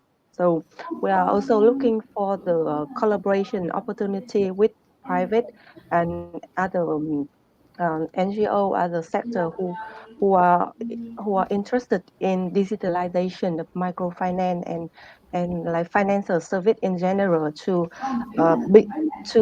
better serve the people in need in the remote area. Thank you, Lynn, for sharing that very encouraging aspiration. I think it's interesting and encouraging to learn how the Vietnam Microfinance Unit has adopted the latest technology trend and spread its utility to the community in remote area of Vietnam. So with the tremendous support you have put in to digitalize the loaning system and process, we wish you all the best achieving your 10% target growth in 2025, equivalent to 5,000 clients will be benefited from in the next 3 years. So now I would like to hear more from Tim about the journey of digitalization, digital transformation in microfinance field in general. Over to you, Tim. Yeah, thanks, Tan. So yeah, there's definitely been a very significant acceleration in digitalization in microfinance in the past 2 years, particularly from the impacts of COVID. And I think the most significant benefit of that acceleration has been an increase in access, which we've seen from the comments from Lynn and Vin. Particularly access to those people that are living in remote areas or hard to reach areas. And this is because many of the digital solutions that are being implemented in microfinance are using mobile internet technology, which means that services can reach people without face-to-face contact. And I think the other benefits that we're seeing from digitalization in microfinance is obviously more convenience for our clients, and faster and cheaper and safer services. So there's enormous benefits that we're seeing from digitalization in microfinance.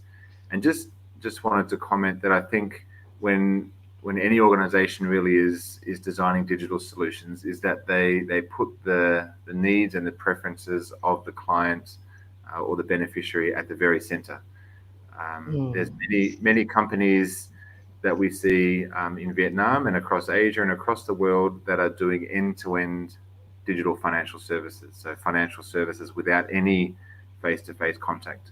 But if you look at World Vision's target segment in Vietnam and also in Asia and across the world, it's generally the underserved, the financially excluded. For Vision Fund, it's mainly low-income smallholder farmers. And many of these people might be living in areas that have limited mobile connectivity. They might not have access to a phone, and they also might have low digital literacy. And so if we were to develop an end-to-end digital solution for these clients, or for these target segment, it would actually exclude many of them. And so I think a really important point is in digital transformation, it's not always about making everything digital. What's most important is finding the right mix between digital and physical. And that mix needs to align exactly with the needs and preferences of the clients. And I think we've seen that really good examples with DreamSave and the digital field application of World Vision and Vision Fund in Vietnam, solutions that really meet that mix of digital and physical. And when that happens, it helps the organization to be able to achieve its mission through digitization. Thanks. Thank you, Tim, for sharing. I think the key word you have shared, your aspiration is a better access, more convenient, faster, cheaper, and safer. So what can be better for the benefit of the people? Thank you for that sharing. Very client-oriented approach of finance services. Thank you, Tim, for sharing that very importance of applying digital solution in microfinance and its benefit to both financial service provider and community member. Thank you all, Vinh, Linh, and Tim, for your valuable insight on the digitalization in saving group and microfinance for about like 25 minutes.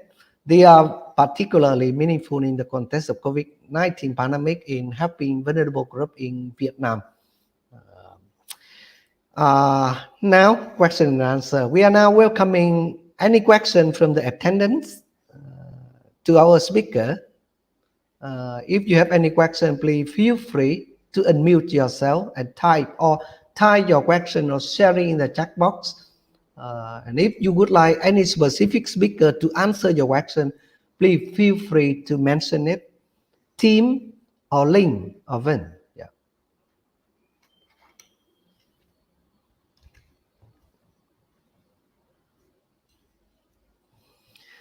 You also can check, yes, please.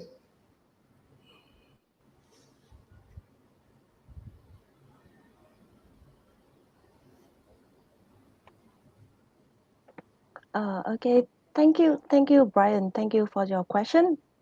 So for us, like to ensure the authentication of borrower when we do like the client registration, so with the support of tablet, the loan officer can meet with the client, and they got the signature of the client on the tablet. They also take the photo from the client by tablet, and it will be verify and check with the client identification.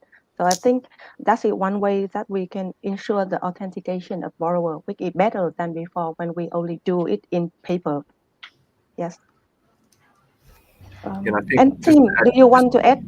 Yeah, just to add something that, on Lynn, this? I think it's a really good question, and security or IT security is really important. And I think, as you said, Lynn, sometimes using digital financial services can actually make things more secure. There's less paper flying around, and it can actually be more secure. But this is one of the key concerns that we see of our borrowers or our clients, is a lack of trust that they might have in digital financial services. And so for World Vision, this is actually a really important role that we can play in helping our clients and helping our beneficiaries to better understand digital financial services, to better understand the risks, and so they can act confidently and appropriately with digital financial services, whether that's with World Vision or Vision Fund or with others. And we see, because as I mentioned before, and as has been mentioned, because our target segment is really the underserved or the financially excluded, often the clients that we're working with have never used digital financial services before. And so we can provide that onboarding to them to be the first organization that they try digital financial services with. That's a really important role. And one of the key things that we can do is to onboard them so that they, in the future, that they can continue to access financial services. I think we also Tim. have a. Yep. Anh Thành, Yeah, we please, have Linh. also. We had another question in the chat box. Yeah, I think we have a question from Ferrari. Yes. The question is, when designing the digital solution for Vietnam, how did we incorporate the feedback from client? What are clients saying now? I would like to invite Vinh.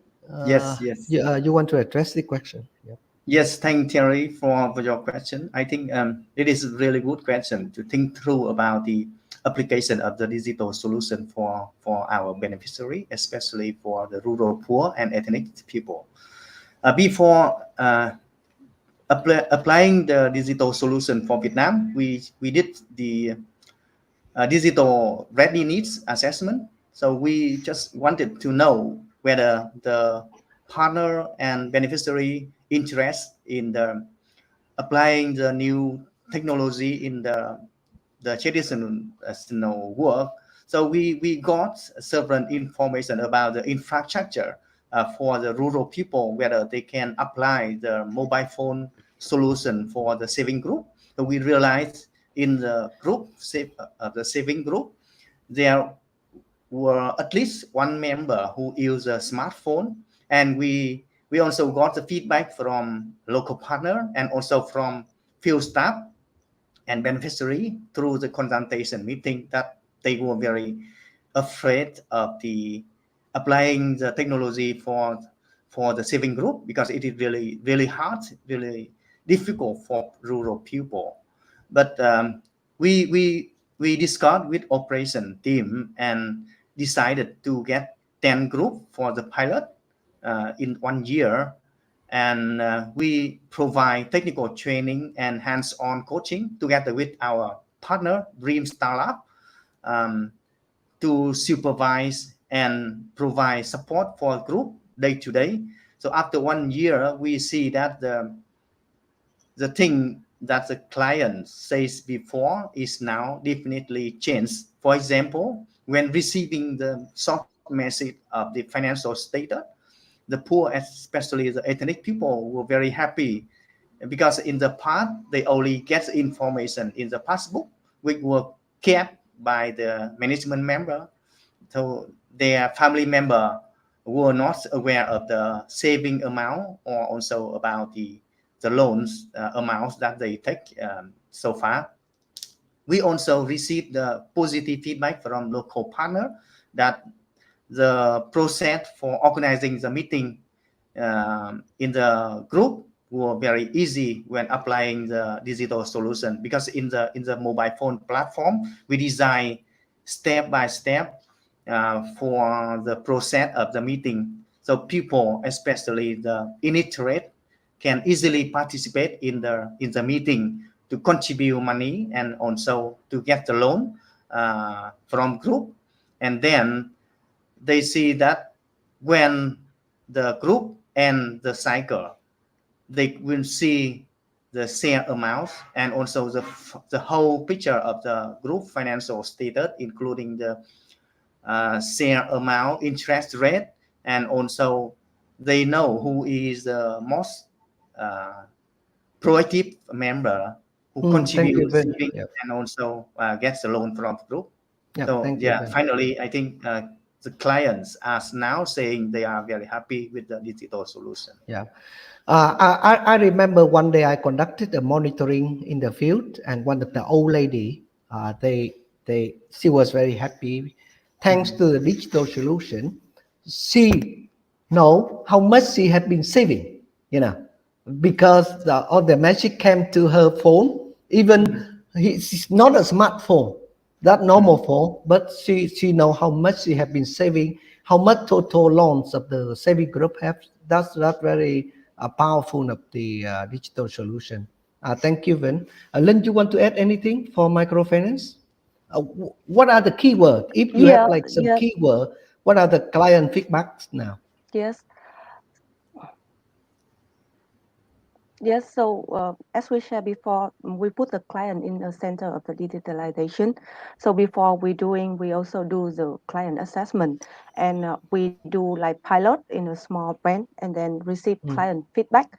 I can quote an example we have, like the first time we're starting to do SMS receipt to the client. So before they had to bring the paper, the loan card for the loan officer every month. So that loan officer sign on the loan card to ensure that is the receipt for their payment. But now no more paper. They will receive the SMS receipt after the payment, like 1 or 2 days. For the first month, the first client, they say that, oh, I don't usually check the phone, so it might not necessary for me. But after 1 or 2 months, they say, oh, where is my SMS receipt? I think it's very useful for me. Now I can know, like I had confirmation from the program that I already pay. I know my balance, and I can plan for my future, like how many saving that I need to do to make the repayment for microfinance unit. So I think with the with the growth, with the fastest moving of the digitalization, and with the training, the capacity building for the client, they know and understand the importance and the impact of the digitalization bring to them, and they are now happy and they can utilize the support of the digitalization for now. Thank you, Vin. Thank you, Lynn. Any other question from the visitor, from guests? Thank you very much, Ferrari, for your, I think, very good question.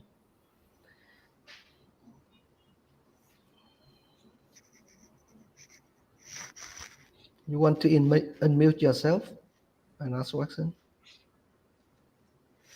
Yeah. Do we have Mr. Wet Question, the CEO of Dream Start Labs here? I would like to invite, if you are here.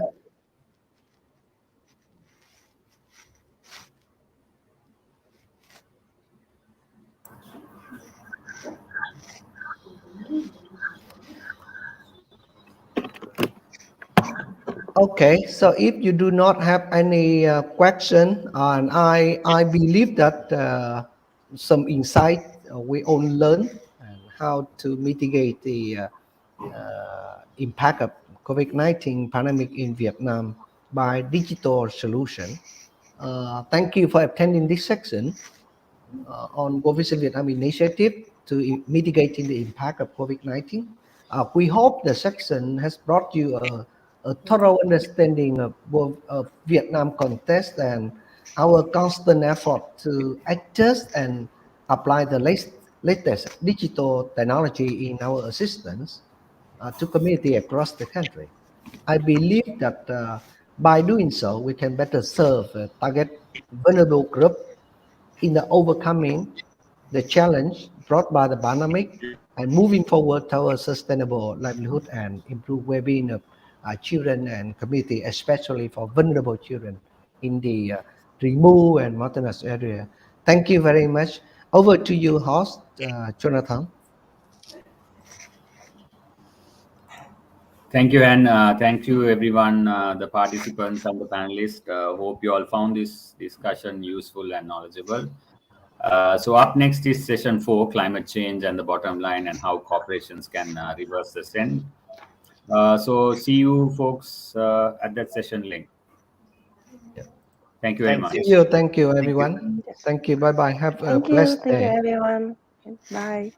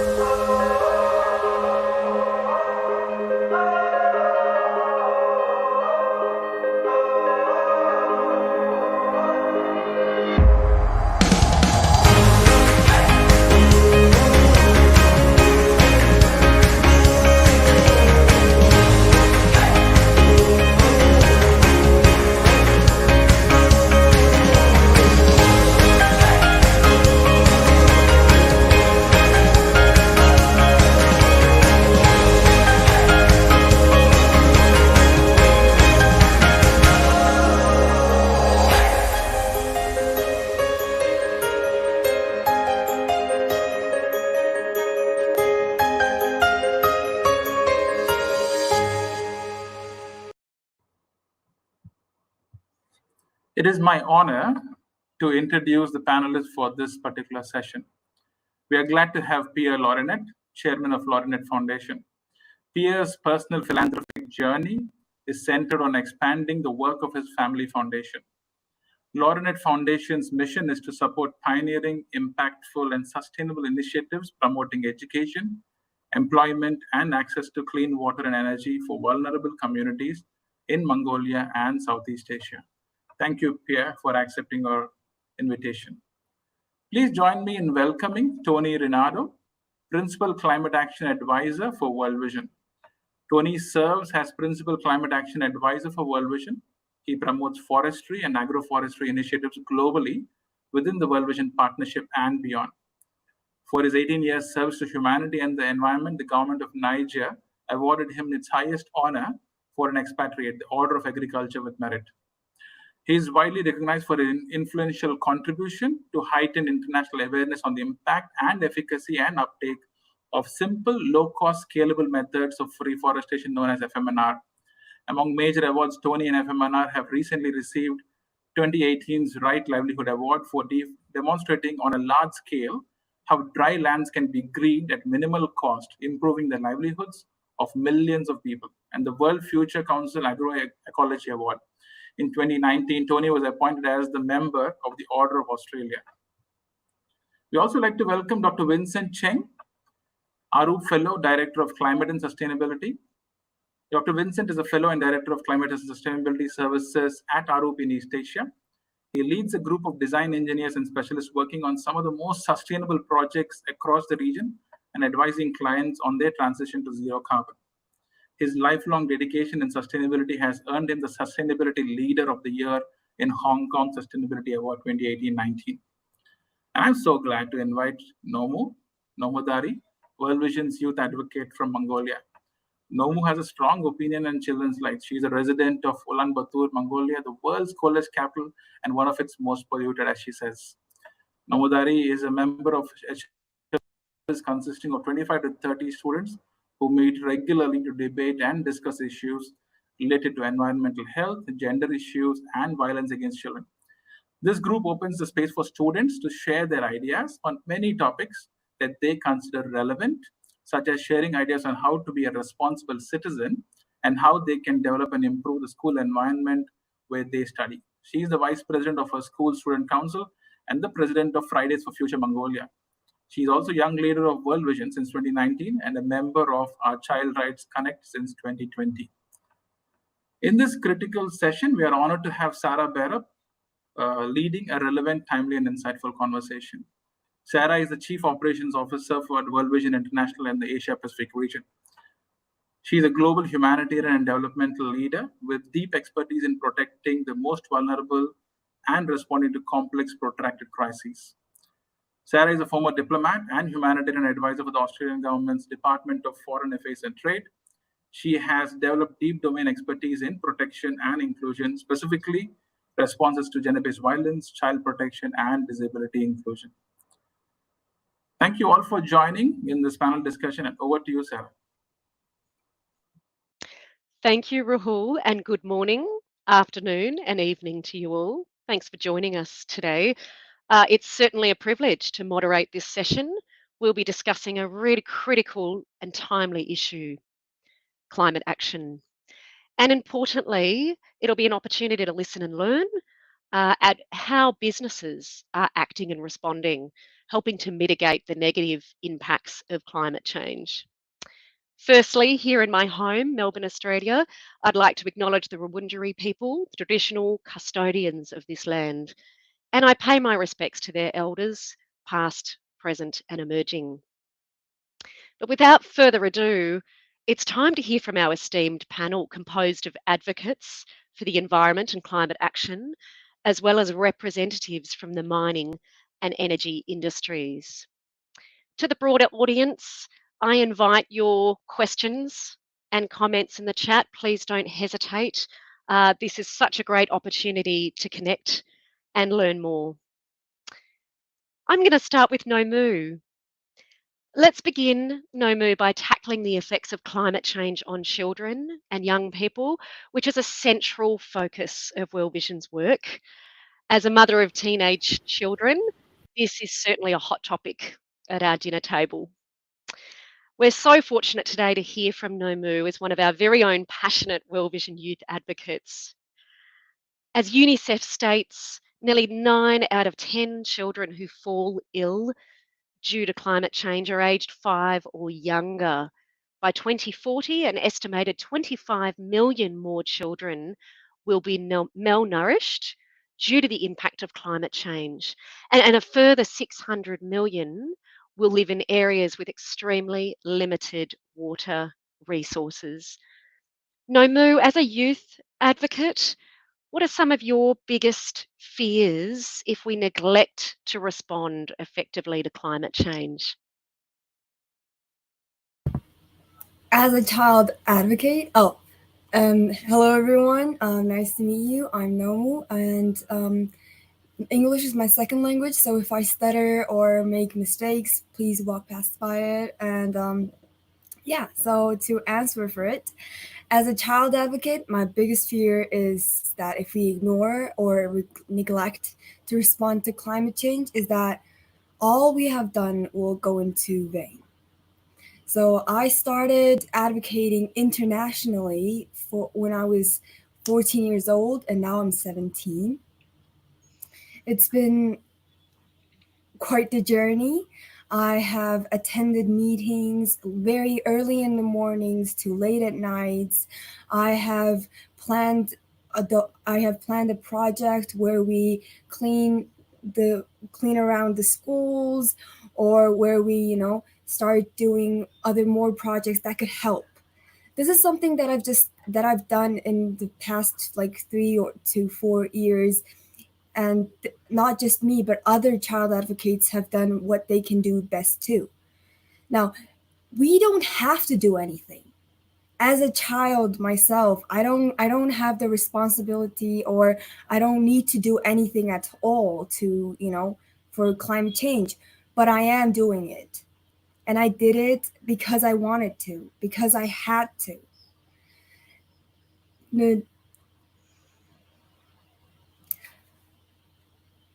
Everyone in our own ways who are advocating for climate change have our best to do best, to not make this world bad. And if we neglect or ignore these things that we've been doing for past few years, then my biggest fear is that all we have done will go into vain. I'm sorry if my answer was too long. No, that was fantastic, Nomu. And let me follow up a little bit with you, because I think what's so important for us today is to think about how we listen and partner with children and youth. You are the next generation who has to hold a very heavy burden, as my own children remind me. And we know the threats are really great facing your generation. So did you want to expand just on how we go about listening and partnering with young people on this journey?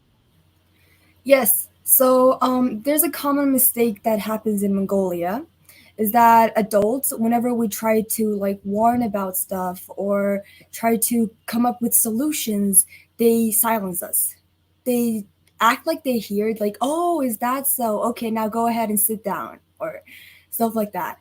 So instead of doing that, actually listen to our solution. And if our solution doesn't make sense, or if it's something that you've already done, remind us and tell us about it so that we can come up with something new, or so that we can have more information on what to do.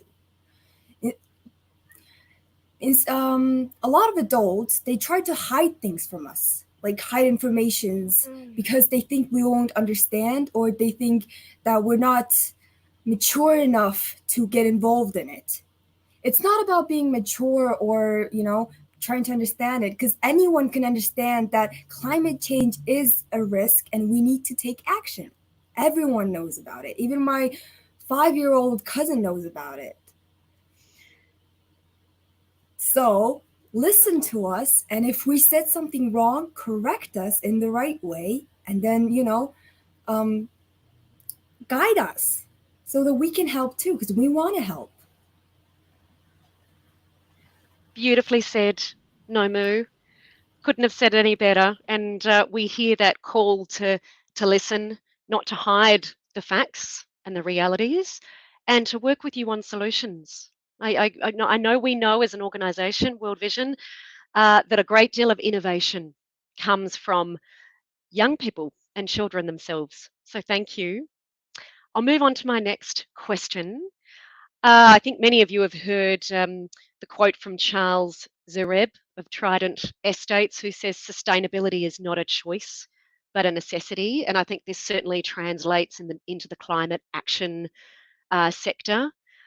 You know, it's going to be important for us all to listen and learn from the solutions and the opportunities that organisations and businesses have sought when it comes to climate action. Pierre, I'd like to start with you. In your view, how should organisations respond? And I really welcome your insights on adapting sustainability strategies, specific measures or initiatives that can actually be replicated and scaled up. Thank you, Pierre. Thank you, Sarah, and hello, everyone. Well, I think there's different aspects to how businesses can what they can do effectively. For me, there's three levels of analysis on this. One is there's a first level where there's simply a compliance issue. I mean, there are regulations that are increasingly, putting obligations on organizations to meet climate change goals or challenges, and that's, I would say, that the basic level of engagement. Beyond that, there's also, I think, as Nomu was saying, increasing societal and reputational pressures that are to take into account, coming from entire society, from adults to children, from everywhere. We all have dinner conversations with our kids. I also have teenage kids. And obviously here, it's for corporate, it's about, if they do not address climate change concerns head on and genuinely, they will find it harder to recruit new people, to raise funding, and to find partners for businesses. So it will affect their license to operate and fundamentally impair their survival in the long term if they don't address it. And that's why a lot of corporates more and more actually are taking action with regards to greenhouse gas emissions, measuring their scope 1, 2, and 3, setting targets, and then reporting transparently on progress and results on those targets. I think the final point, I think, which is more positive, because if I look at compliance and societal pressure, those are sort of negative push factors for corporates, if you could say that. I think there's also a lot of businesses can look to embrace, the opportunities generated by the green economy, because there are a lot of ways that you can actually develop new opportunities that are both good for business, but also good for the environment and helping in the transition that we want to achieve. And these comes in I think, two main ways. One is around improving energy efficiency and sustainability of their existing operations to make their business more resilient and save costs. And we see, particularly in today, unfortunately, we've had a reminder that geopolitics crises do happen and that they do have an impact on energy security and energy prices. And so, trying to make your business more resilient to that is a positive. The second way is simply by going into new opportunities in the green economy. And some of the businesses, I mean, yes, I obviously, a lot of my work is with the family foundation, but I also sit on boards of a number of corporates and government development agencies.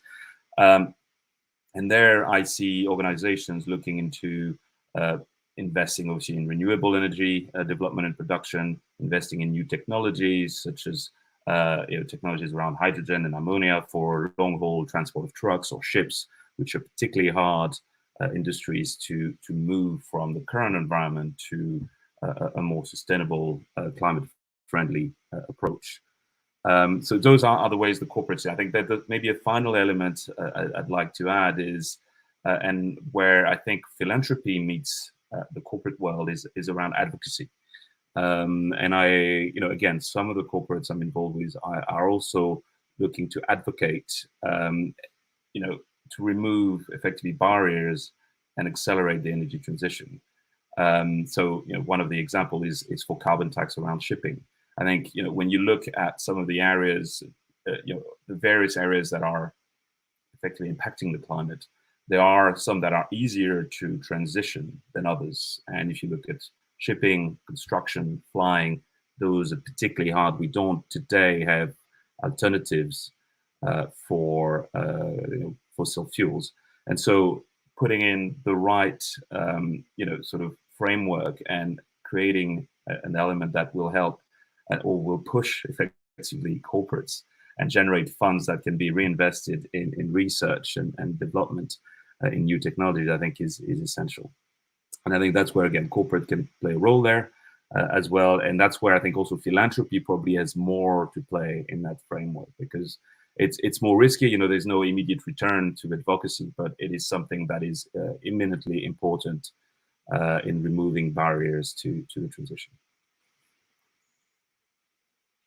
Thank you, Pierre. That's so insightful, highlighting the really critical role of businesses. I really valued what you said about particularly the advocacy element that's sometimes neglected in the conversation, and appreciate that you have a really unique perspective from so many diverse roles. We'll come back to you on a later question, but let me pose the same question to Vincent next.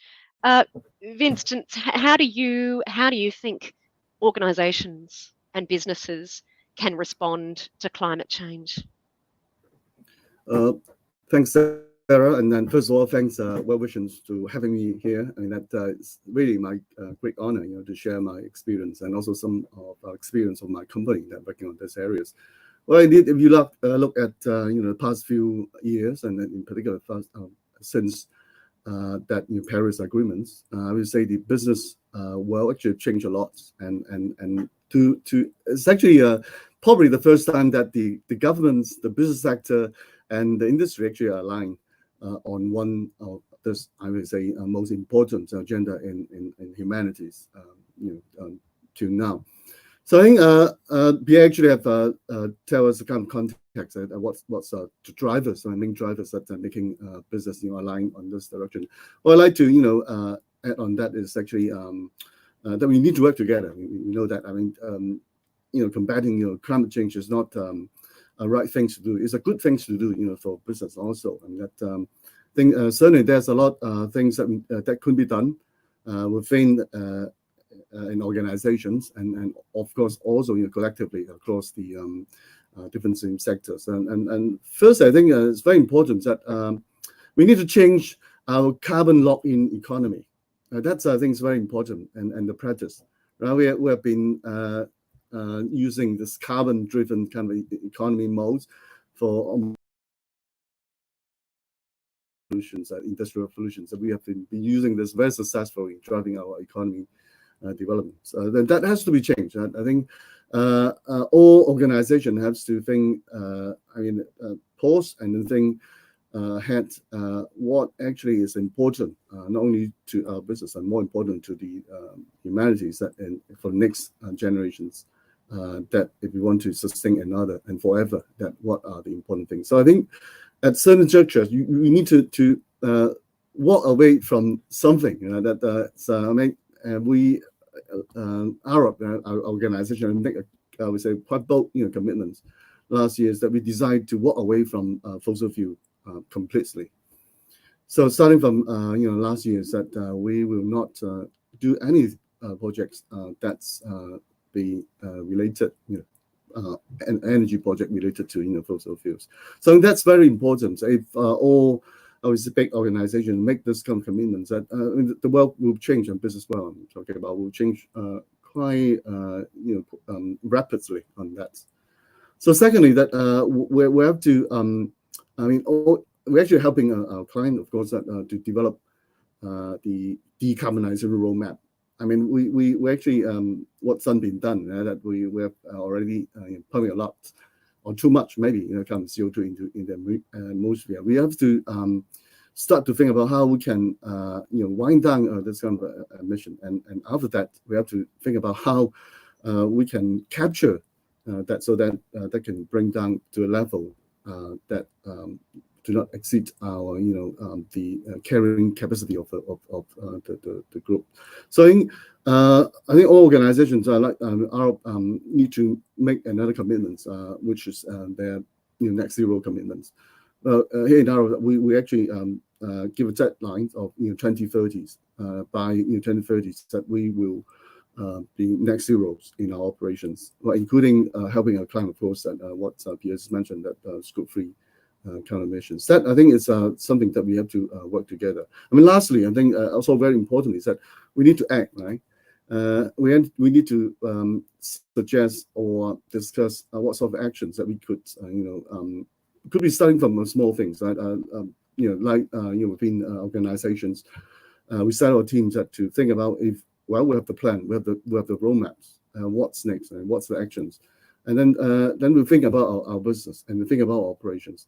And when we think about operation, the major kind of I would say one of the key emission is in our operation is the air travel. So we actually set up a kind of I would say regulations on within the firm and how we could control, not completely stop this kind of air travels. And secondly, we also need to engage our own people, right? At the end, if over 16,000 of our employees do not embark on this exercise, that kind of impacts won't be that impactful enough. So we need to have a lot of activities to align, to encourage them to help us to decarbonize. Things could be as simple as encouraging them to use public transportation for commuting, and that by itself actually alone could help a lot in reducing the carbons from our operation. And if we can, of course, lead by example, influence other that to do the same thing. So I think what I'm trying to say is the business world and also the corporate operation level, and that is changing, and it's I think it's moving in quite encouraging and positive directions that we like to see. Sarah. Thank you, Vincent, for such a wise and really a courageous example of where a group is making really significant change. I think what you've also highlighted is the importance of a paradigm shift, really bringing people along that journey. Everything from starting small, can we take public transportation? Are we recycling? Are we moving away from paper-based to digital-based? There's a lot of good examples, but I'm really impressed by just how far your organisation has taken things, and really the tough questions. What kind of sacrifices do we need to make? What does it mean to walk away from fossil fuels? I mean, huge questions. So really appreciate such a wise response. I'll also come back to you on the next question. But before I do so, Tony, I'd like to pass this over to you. I mean, from your perspective, how do you think businesses and organisations can respond to the impacts of climate change? Thank you, Sarah, and hello, everybody. And perhaps my response is a little bit different tact. Of course, there's all the usual suspects: alternative energy sources, efficiency, look at your packaging and your supply line. But in my work experience in restoring degraded lands, initially I took this technical and financial approach. And of course, it's a part of what we need to do in tackling climate change. But I realized that's not where the primary battle lay. And if it was people's beliefs about the environment and their practices, their destructive practices destroying the trees, that's actually the first place to tackle. And so it's, in my mind, it's a human mindset issue. And the first thing to do is for people to accept the reality of, in their case, land degradation, accept their portion of the responsibility for that damage, and then take action. And if I translate that back to climate change, we first have to believe that we've got an issue here. And I'm not convinced that everybody is thinking this is a problem. Secondly, we have to accept our role, our contribution towards this problem, and then take action. And people who call me funny names, the forest maker, actually 95% of my time is spent regreening mindscapes. And we need to do the same thing with climate. We've got an existential threat here, and people are still partying.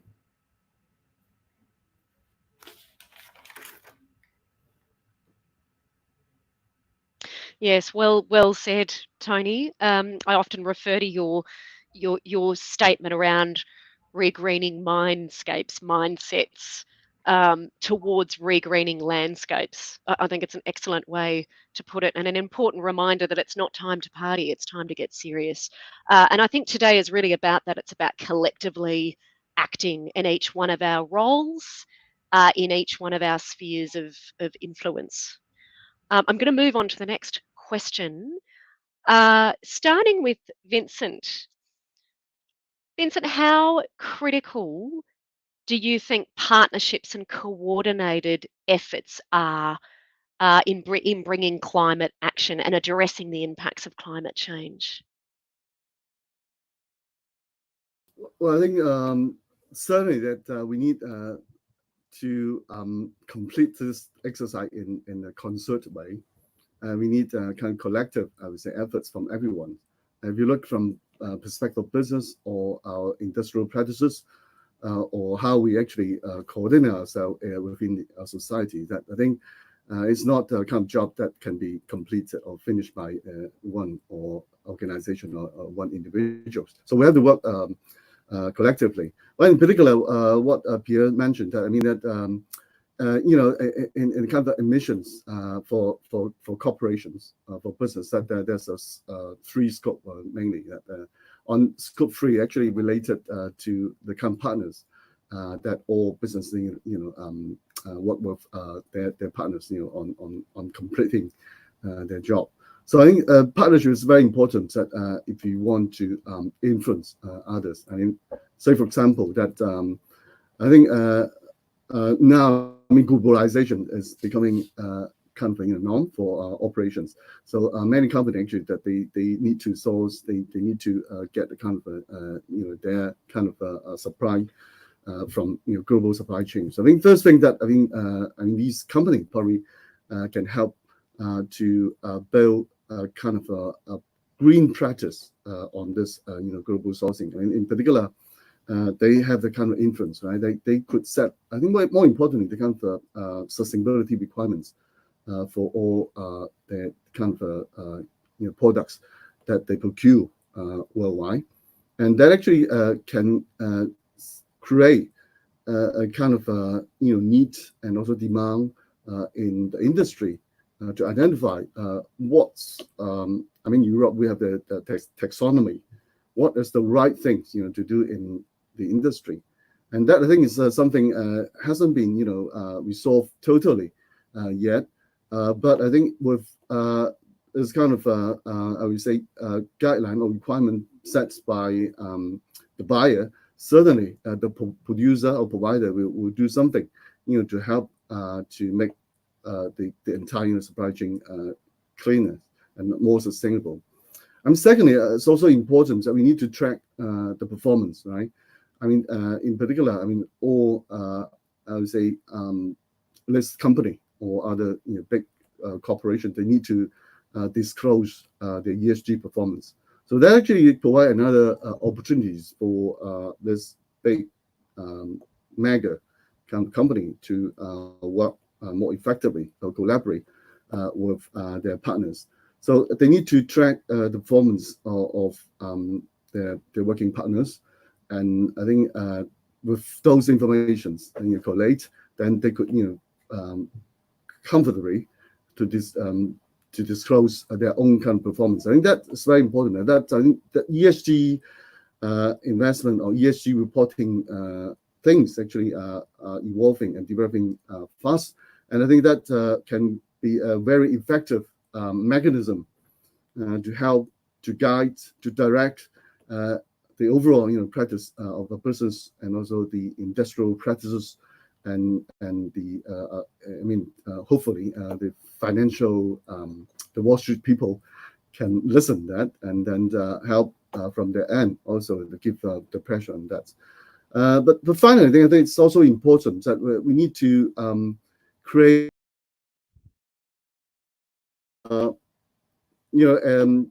the business needs to be incentivized. I mean, there's a different, I would say, mechanism or means that we can get kind of incentive. Of course, with this kind of good practice being in place, I mean, these companies they should work.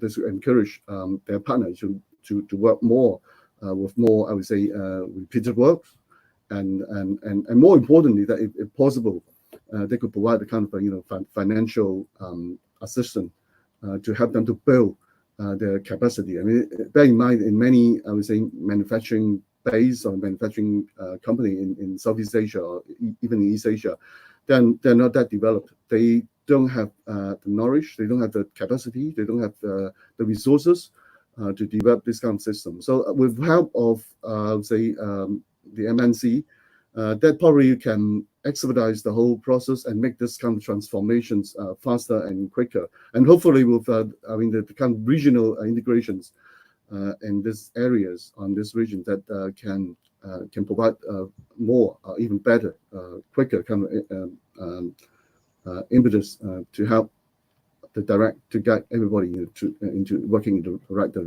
decision or directions. Vincent, they are excellent points. Thank you. I mean, it's you've highlighted the importance of a number of things, including industry standards, being able to track performance, business incentives, so important, and also really support to effectively transform. I thought it was interesting yesterday, there was a couple of conversations where the parallel importance of ESGs and SDGs was raised. Very interesting that continued to come up again and again. I'm going to direct the same question to Tony. Tony, how critical do you think partnerships and coordinated efforts are in terms of combating climate change?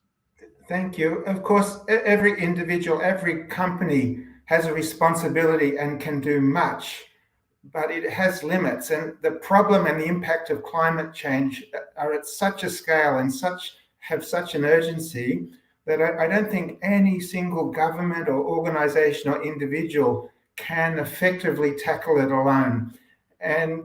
But when we've got a shared goal, and agreed on strategy, allocated roles and responsibilities, it will have a much, much greater impact.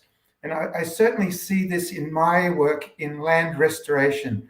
I work primarily with communities, and they can go so far. They can work on their own land, they can have an impact. But I've noticed through World Vision, it gives me much greater reach. I can advocate for favorable and enabling policies. I can work with education institutes to bring up the next generation with a better way of managing environment and climate, research institutes that can guide the way, and other non-government organizations. And when you bring all those actors together, it's powerful and things can move quickly and at scale. Wow, the power of collective action. And I think that's coming up quite a lot today. Thank you. Very important reminder.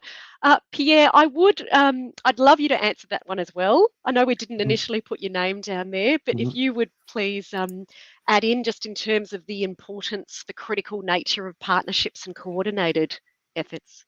Sure. Thank you, Sarah. Thank you. No, I think I can only agree with Tony and Vincent on the importance of partnership. I think in order to scale and to tackle the problem, you need everybody to join in. But I think for me that there's one aspect that I find particularly critical. Some of the organizations I'm with work across the world, both in developed economies as well as in developing economies in Africa and in South America and Asia. And often what I find is, we need to make sure that this transition doesn't further disadvantage vulnerable population when it comes to also economic developments, because what you find is, and unsurprisingly effectively, that the countries and the people with the least responsibility for historical emissions are also the ones which are potentially first, most impacted by climate change in terms of daily lives and daily impact, but also are in the greatest need of economic developments today relative to, let's say, Western societies. And so we need to find ways, and that's only through cooperation, multi-government level, corporate, everybody, to ensure that there is a just transition for across the globe. And I think those that are more responsible should do more and support, smoothing out the difficulties that will come with transiting through this phase. The other aspect, I mean, even at country level, you'll find that because we're transiting out of certain industries or certain, let's say coal mining, okay, disappearing, there's a lot of there are a lot of people that still depend, miners, etc., on coal mines, etc. So how do you ensure that they're not left behind by this as well? So, and it probably goes to reclamation or rejuvenation of areas of how do you create new economic sources or revenue sources for these communities to ensure that they can take part into the transition. So for me, it's really finding and all of these can only be done if it's coordinated at scale with many different stakeholders. So I think it's essential that we cooperate on this. Thank you, Pierre. That's absolutely critical. I loved the way you described it as a just transition. Mm-hmm. That certainly speaks to my heart, having been focused on deep needs and vulnerabilities across my career. And I think what we've seen with the global pandemic, is also an exacerbation of vulnerabilities and social inequalities. And so adding the realities of climate change, the global pandemic, and also, of course, conflict in parts of the region. These are huge issues to consider, and really important that we're not leaving people behind. We're not creating greater divides and therefore not meeting needs well. So thank you, such important points. We'll keep moving. I know we haven't got a lot of time left, but I really want to ask this question. Let me start with Tony. I'm going to put him on the spot here. I'm a little scared about what you're going to say, Tony. I want to ask you about the greatest risks and implications if we fail to effectively step up climate adaptation measures. Thank you, Sarah. The sad thing is, the scary thing is, we don't actually need a crystal ball. And I was just reading this morning the damage bill from the recent floods in Queensland, state of Australia, is the second highest damage bill in our history, $5 billion. And so my first point is, we in wealthier countries are not immune to this. It's taking lives, but it's wiping out businesses, destroying infrastructure. It's happening in developing countries. In my work, I see it all the time. Increased frequency and severity of drought, lower crop yields, loss of livestock, damage from severe storms, wiping out family enterprises and other enterprises as well. What's the upshot of that? Increased hunger, competition for scarce resources, in too many cases, conflict, and sometimes the growth of extremism, migration. So in short, locally where I work, I'm seeing collapse of society. And then there's the potential destabilization of the countries these people migrate to. They have no option. It's unlivable where they live. Let's go to these seemingly better places. So simply put, Sarah, we can't afford to ignore it. We have to take action. Very sobering indeed. I expected that, but it's hard to hear. But one of the very important elements of this conversation is being real about the hard realities. You're right, we don't even need a crystal ball to know how important it is that we all respond. Every individual, every business, organisation, community, you name it. Vincent, did you want to follow up on that question? Is there anything you'd like to add in terms of the greatest risks and implications if we don't act effectively? Well, I can't agree more with what Tony just said. I think, in fact, these climate change are affecting not only human beings, but also, our strength infrastructure. I you probably know that the recent heat wave happening still happening in Europe caused a lot of disruptions on transportation system, because that's been built probably for centuries, in particularly in UK. So I think that's why our firm actually looked in this very seriously, and that of course as an engineering consultant firm, we need to look into it from the facts. Right? We need data. So that's why that we actually have set up a dedicated climate team to look into the science. What is the science, and what are the possible solutions that we can actually handle this problem if we have to face it? Meaning that we have to build the kind of capacities or resilience to deal with this. So that's why we've done a lot of modeling. That if you may, that can you put on my slide if possible? That can be easier to elaborate my points on that. And if you look at this line, all the scenario actually considered by IPCC are not looking very promising. And we know that throughout the end of the century, we will have adverse 4 or 5 degrees rise as compared pre-industrializations temperatures. It's significant. Average global temperature raised by 4 degrees is something that's not been happened any before ever since the existence of this beautiful world planets.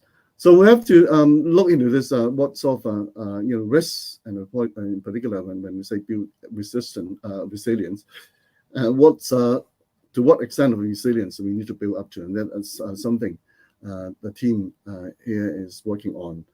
We know that for sure that by end of 2030s that we will have temperatures higher than 1.5 degrees. So after that, so what will be the consequence? That if I may, to have again at the PowerPoint, actually the next slide of my PowerPoint actually to tell you that what's a consequence that you have. Effectively, can I have my slide on again? If not, actually I can talk through. Basically this slide actually, that's worst things that we certainly don't like to see, and that and particularly in this region, we got East Asia or Southeast Asia, that we will face these 3, I would say, key climate risks, and that actually can be translated into the kind of hazards of our infrastructure and also our city, or our society in terms of normal operations. So first, it will be we will have a more and more intensive typhoon or hurricanes happening in this region, and that country like the Philippines and other Southeast Asian are highly susceptible to this kind of super typhoon. That I think is something we have to work together. How collectively? We know that it's coming, but how? That with our collective efforts, Johnny, we can help to build countries resilient for this developing country. I think it's something that we have to think serious about. And of course, secondly, that on that sea level rise, that will affect everyone. That's it's not only about low-lying country, but globally.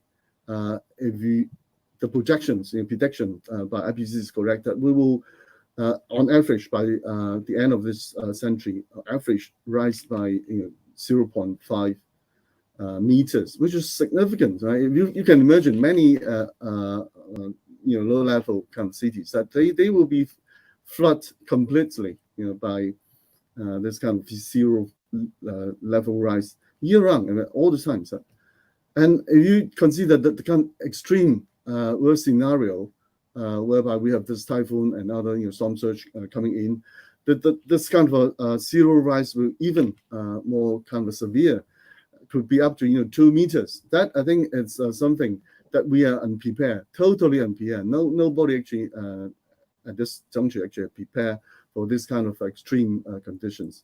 I mean, likewise, a heat wave. We know that in summer it's going to be very hot, but we don't know it could be that hot. You know, that's actually affecting not only our health and well-being, but also our infrastructure. Just imagine if the next heat wave will bring temperature rise up to 45 degrees in these regions. All the infrastructure probably will be stopped at different levels. So I think these, if you add up together, that it could become multiple hazards that can hit and any of those country in these regions. So I think that is something that certainly we have not prepared, and even from business or we say from our professional practices perspective, we are still not prepared there yet. So we have to to help firstly the government to think about the future kind of well-being of us and develop a kind of right policy to align everybody together to find solutions so that we can build the kind of resilience to cater for this kind of extreme weathers. Vincent, they were excellent reminders of the importance of the science, building an evidence base, really knowing the facts and going forward, having a trajectory, the scenarios and whatnot. I was in India recently during the heat wave of 48 degrees. Oh my word, it's, to imagine local communities living in that reality, being able to somehow work and manage and provide for their families. And that's just one example of the extraordinary impacts of climate change and just how real it certainly is. Thank you. Can I please invite the broader audience? We've only got a few more minutes left, so please, your chance is now. If you've got a burning question, make sure you get it into the chat. I've got a couple more, so we'll just keep flowing. It's a fantastic conversation. It's sobering, but it's important, and that's why we're all here. I want to ask a question to Pierre. Pierre, I think many of us have heard that sort of quite natural concern in many ways around businesses responding to climate change and the concern that comes at the expense of profitability. So I wanted to ask you about climate action strategies and how we sort of look beyond profit, and how we do that perhaps without necessarily affecting the bottom line. Thank you, Sarah. Sure. I think in an earlier question, I mentioned briefly that I think there are business opportunities within the green economy, and companies can by reinventing their business or parts of their business as they transition away from old practices to new ones, generate profits while doing good. So I think that there's an element of that. But if I take a little step back and talk about energy is at the core of everything. Even when we talk about education, for example, if you don't get access to electric light or some sort of lighting in the evening, it affects your educational outcome. So energy for transportation, for light, for all kind of issues, for all the machinery, is essential. And if you look at energy, you have three dimensions to consider. One is it available? Have you got security of access? The price, is it affordable to the majority? And then is it sustainable? Is it actually generated in a way that doesn't destroy the environment we live in? I don't think we can ignore any of these dimensions when we're dealing, with an orderly and just transition. And I think Tony mentioned it, but I think we need to understand that unfortunately, our entire productive system, our entire economy globally is based today on fossil fuel. And so it will take trillions of investment across the world, across countries over the next decades to really move us from this addiction to fossil fuel to something more sustainable that preserves our environment. And so to do this, I think we talked about partnership. We need everybody to pull in, and I think the notion that government and philanthropy are going to do this maybe against corporates because they're the bad actors in this space I think is probably wrong. I think that the profit motive is quite powerful. So I think having government develop a framework of carrots and sticks measures that effectively will drive the private sector to make the investment and transformation that is needed, I think is essential. So I think for me, and profit is only defined by the regulatory environment you live in. If you create a tax on something and then provide subsidies for something else, you will over time drive investment in a certain area, and it doesn't have to affect profit per se. And actually, the fact that the investment that we're doing generate profit will ensure that you can continue making the investments required, because it's not a 1 or 2 year or 3 year effort. It's decades of significant investment in infrastructure, in changing our sources of energy that we need to do. And for that, we need to really leverage everyone and the entire ecosystem. So that's basically what I would say. Thank you. Gosh, another very important reminder that it's going to take everyone's collective action on this. And I really appreciated your emphasis on incentives for investment, and working together on this. I don't think there's any such thing as a bad sort of sector in the process of making change in climate action. Ultimately, it will be good for all of us, and it takes every small step, every big step over the long term. Nomu, I have a question for you. We're coming to a close quite soon. So I wanted to come back to you. Nomu, you'll see there's a couple of comments in the chat. Thanks to Neville and Angelica and others. There's absolutely no doubt that young people and children are so central to an effective conversation on climate action. And I wondered, after listening to this panel discussion, whether you had any final thoughts or comments.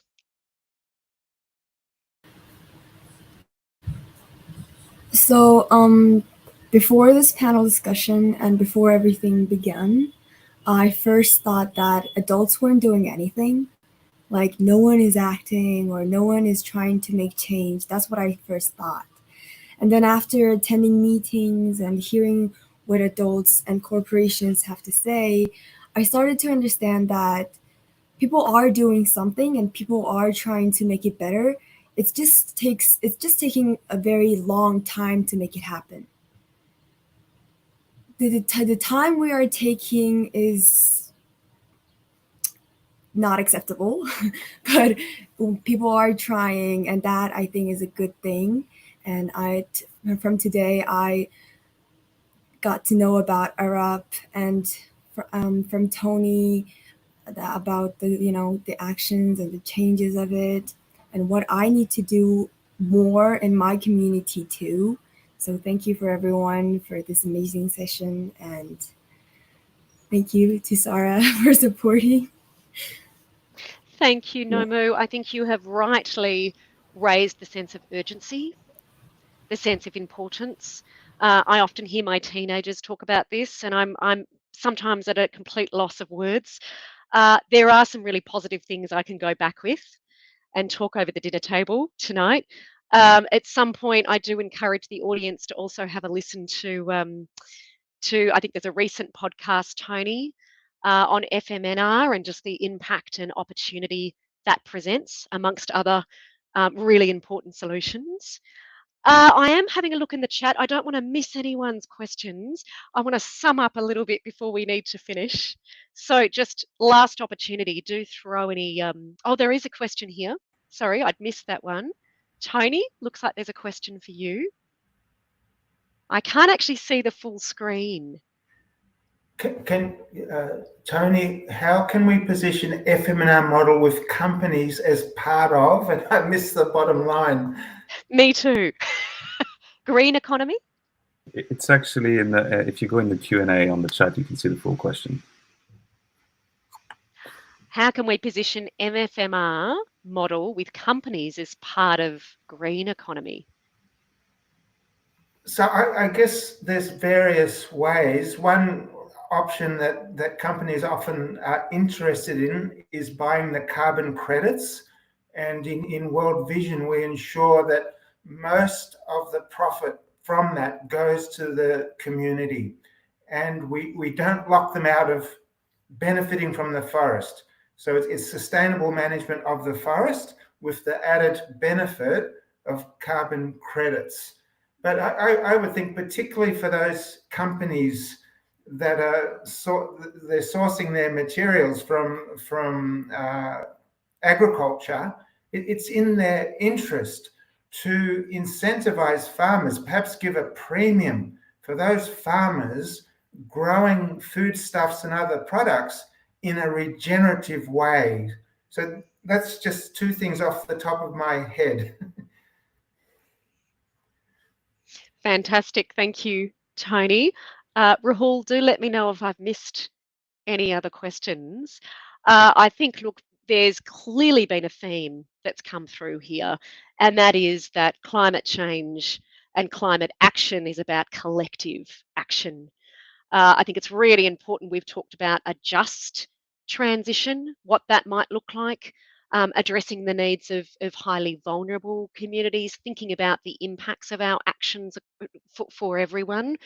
And clearly, there is much to learn from businesses and organisations in terms of how they are responding. I'm certainly keen to keep walking down this journey from a civil society perspective, really building greater solidarity and multi-stakeholder collaboration. I thank you all, esteemed panel, for being part of this conversation. You've brought such wise insights to the table. And I think it's my job now to pass back to Rahul.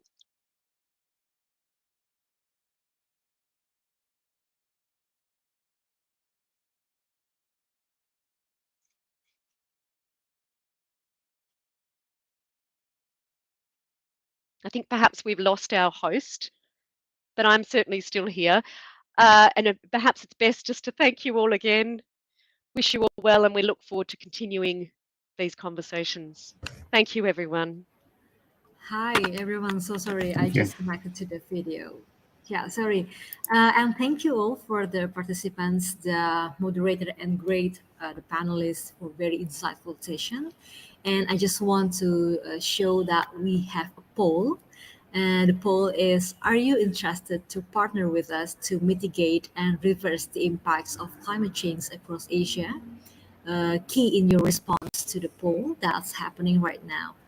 And yeah, I think you can do the poll. And I just to remind you that you need to join our last and fifth session in the volunteerism and head on to the session link in the schedule tab.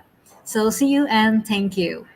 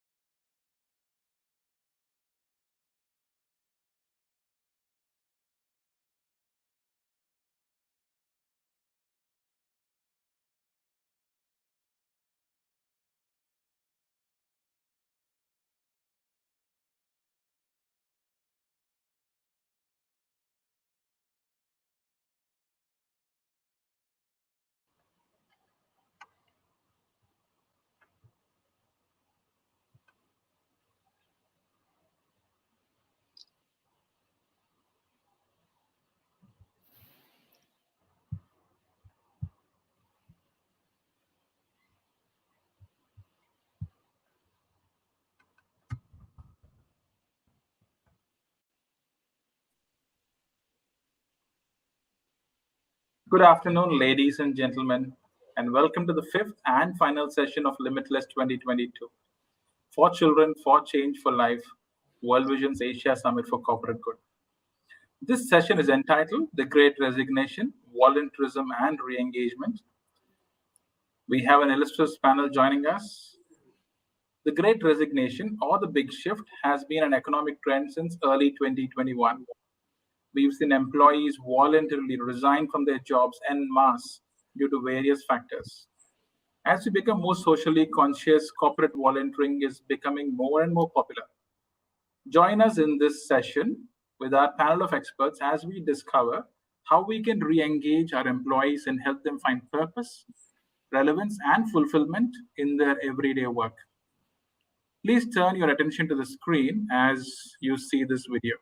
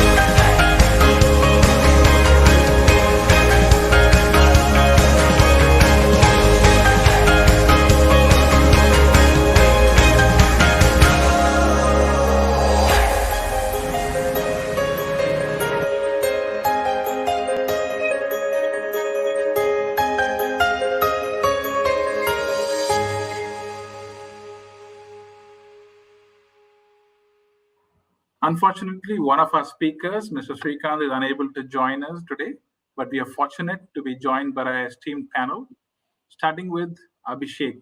Abhishek Humbad is the founder and CEO of Kudera, the world's leading volunteering management company, enabling 7 million employees to volunteer in 100 plus countries globally.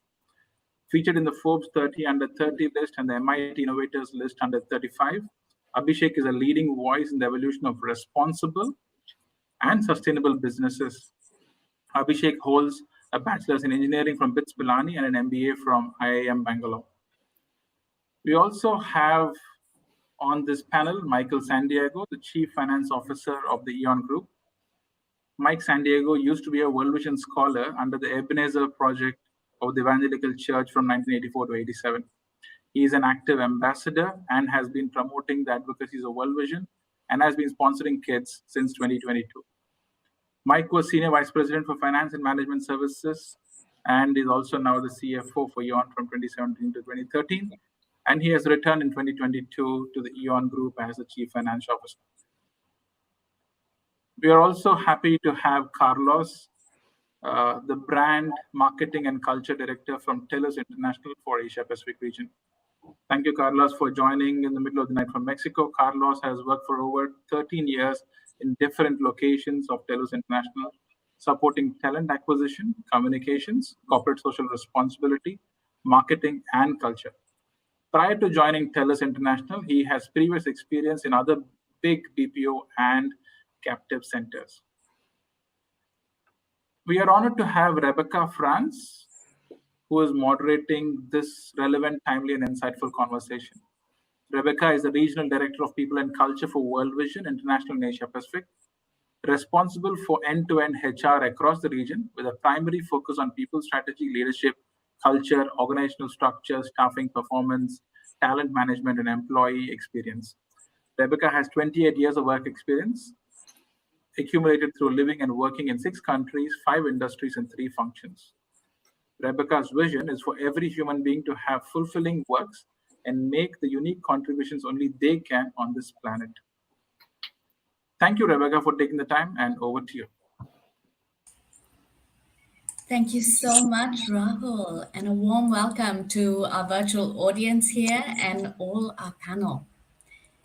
As a backdrop to this great resignation, I thought we could warm up our minds and our hearts, reflecting on 3 mega trends that have been confronting the workplace in recent times. The first is really about the erosion of trust. You know, some of us who have 28 years of work experience know that the workplace today looks very different from how it looked back when we started. We've come a long way from lifetime employment. Organizations are being driven so hard by shareholder demands for competitiveness, for compliance, for profitability, for efficiency. And we're moving away from those family founded, founder led companies to really this generation of professionals that are caught between so many competing commitments. The millennial generation, one that we have 2 wonderful speakers on the panel today qualified to speak about. And Mike and I are the non-millennials here, just for everybody's information, but we'll be getting into that a little bit. Those born between 1980 and 2000, they're now firmly entrenched as a majority in the workplace and will make up about 75% of our workforce by 2025. And, you know, they're pushing us, they're driving the workplace into this beautiful new future. And they're sort of saying it's not enough to have profit, we must have purpose. It's not enough to make a contribution, we must have a community. They're forcing us to think about respecting the whole self and, you know, busting this myth of 9 to 5 working. And they are hungry for learning, for growth and reinvention. And for many of us, this is a challenge. How do we engage their hearts and minds? And then the last mega trend, I think, needs no introduction. We've all been living it for the last couple of years, the pandemic, and all the restrictions and challenges, but also all the opportunities and reinvention that we've seen with that. So I don't want to spend more time setting the stage because there are some fabulous conversations waiting to be had. We're looking to you to keep us awake and engaged through your chat comments and questions, and we'll be taking that later as well. But for now, I'd just love to jump into these 3 mega trends and have our wonderful panel look into where does corporate volunteering fit in? Because each of these trends has shifted the game, and the whole definition of a successful, sustainable organization today and going forward is so different. And where does corporate volunteering offer hope for us against that backdrop?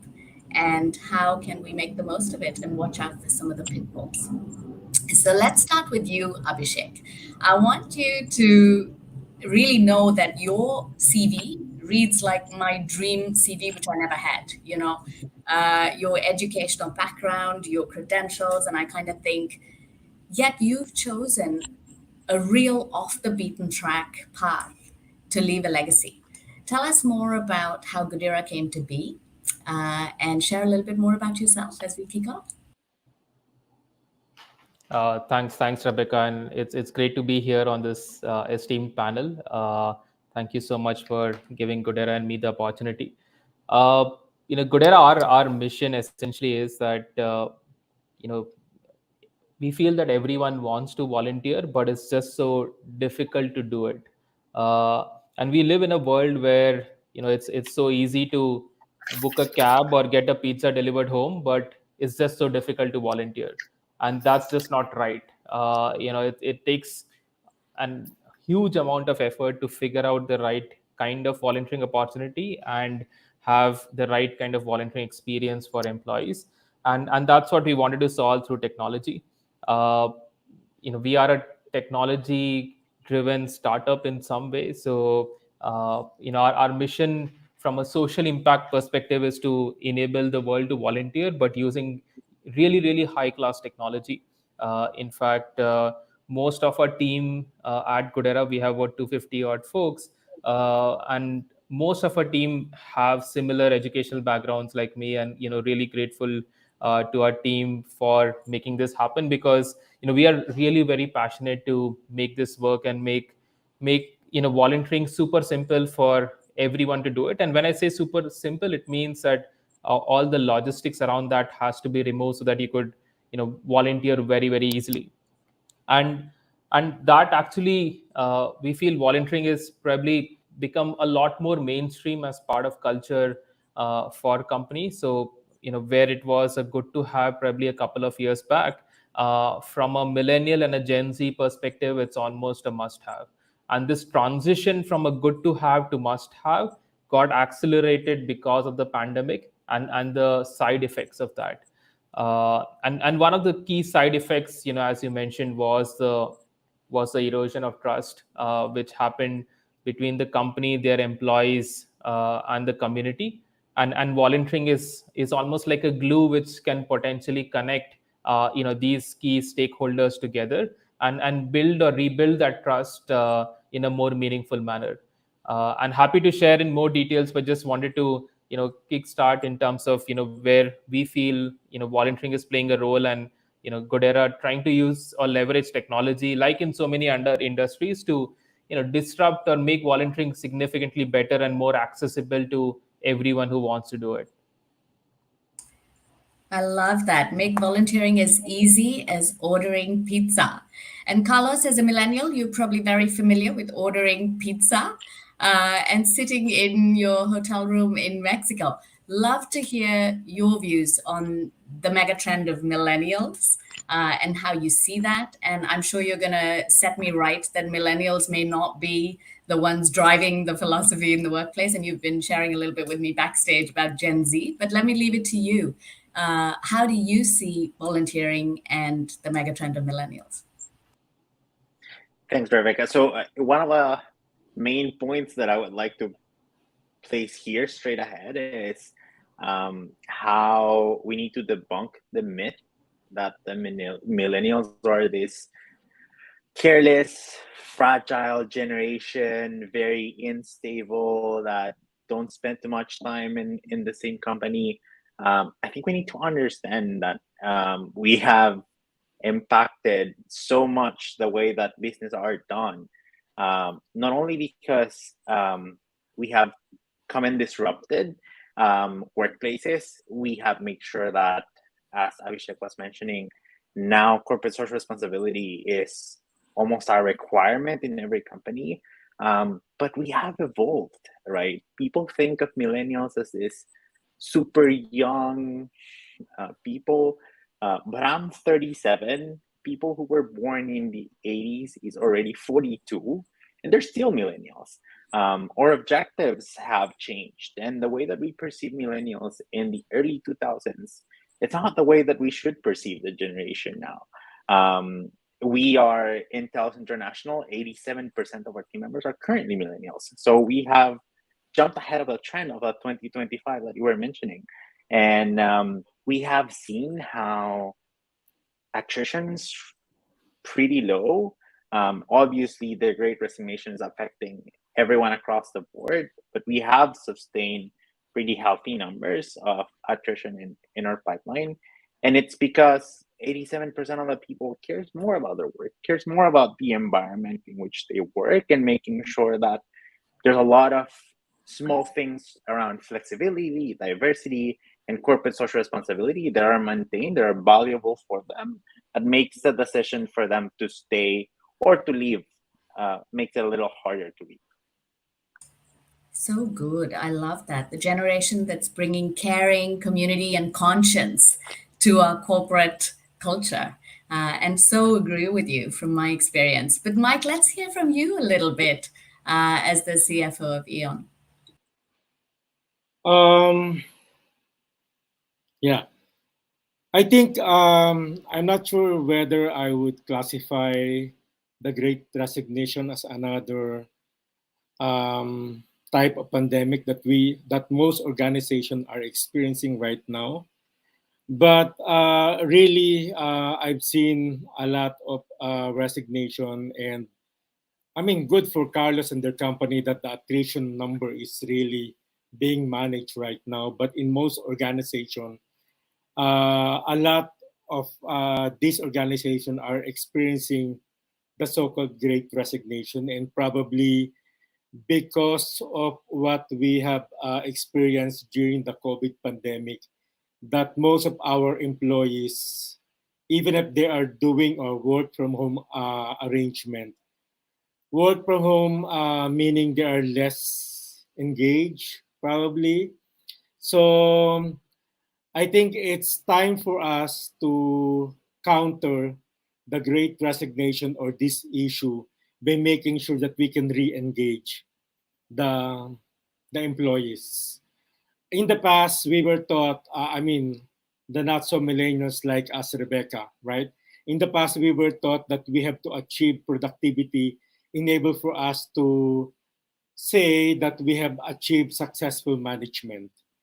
Right now, we can still achieve productivity, meaning efficiency and effectiveness, but we have to make sure that in the first place, the members of our organization are engaged and continuously re-engage, meaning they are motivated, we listen to them, we hear them, and we address their concerns, especially the millennials' concerns, right?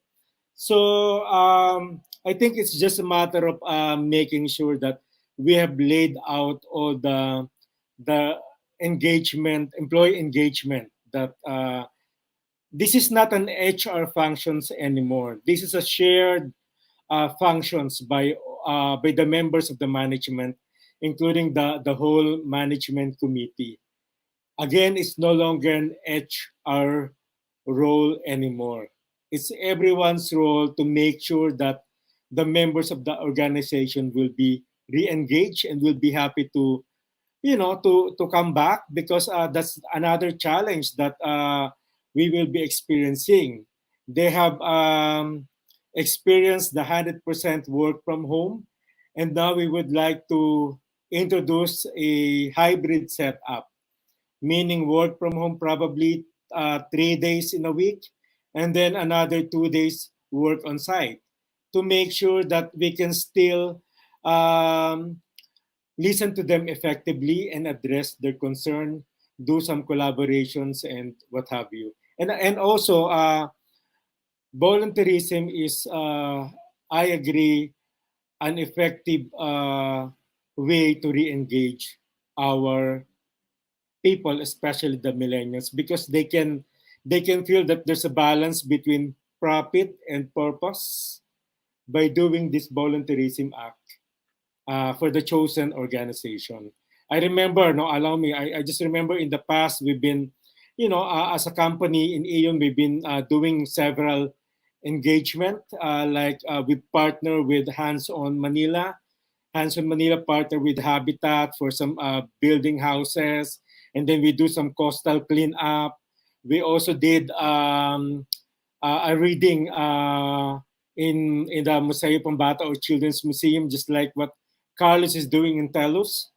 And we also tried to introduce another volunteerism with Kite Foundation. As a matter of fact, no, I would like to share with you guys that during the pandemic, some of our creative people were able to come up with a book, with a storybook that will be used to read to the children with cancer in Kai. And another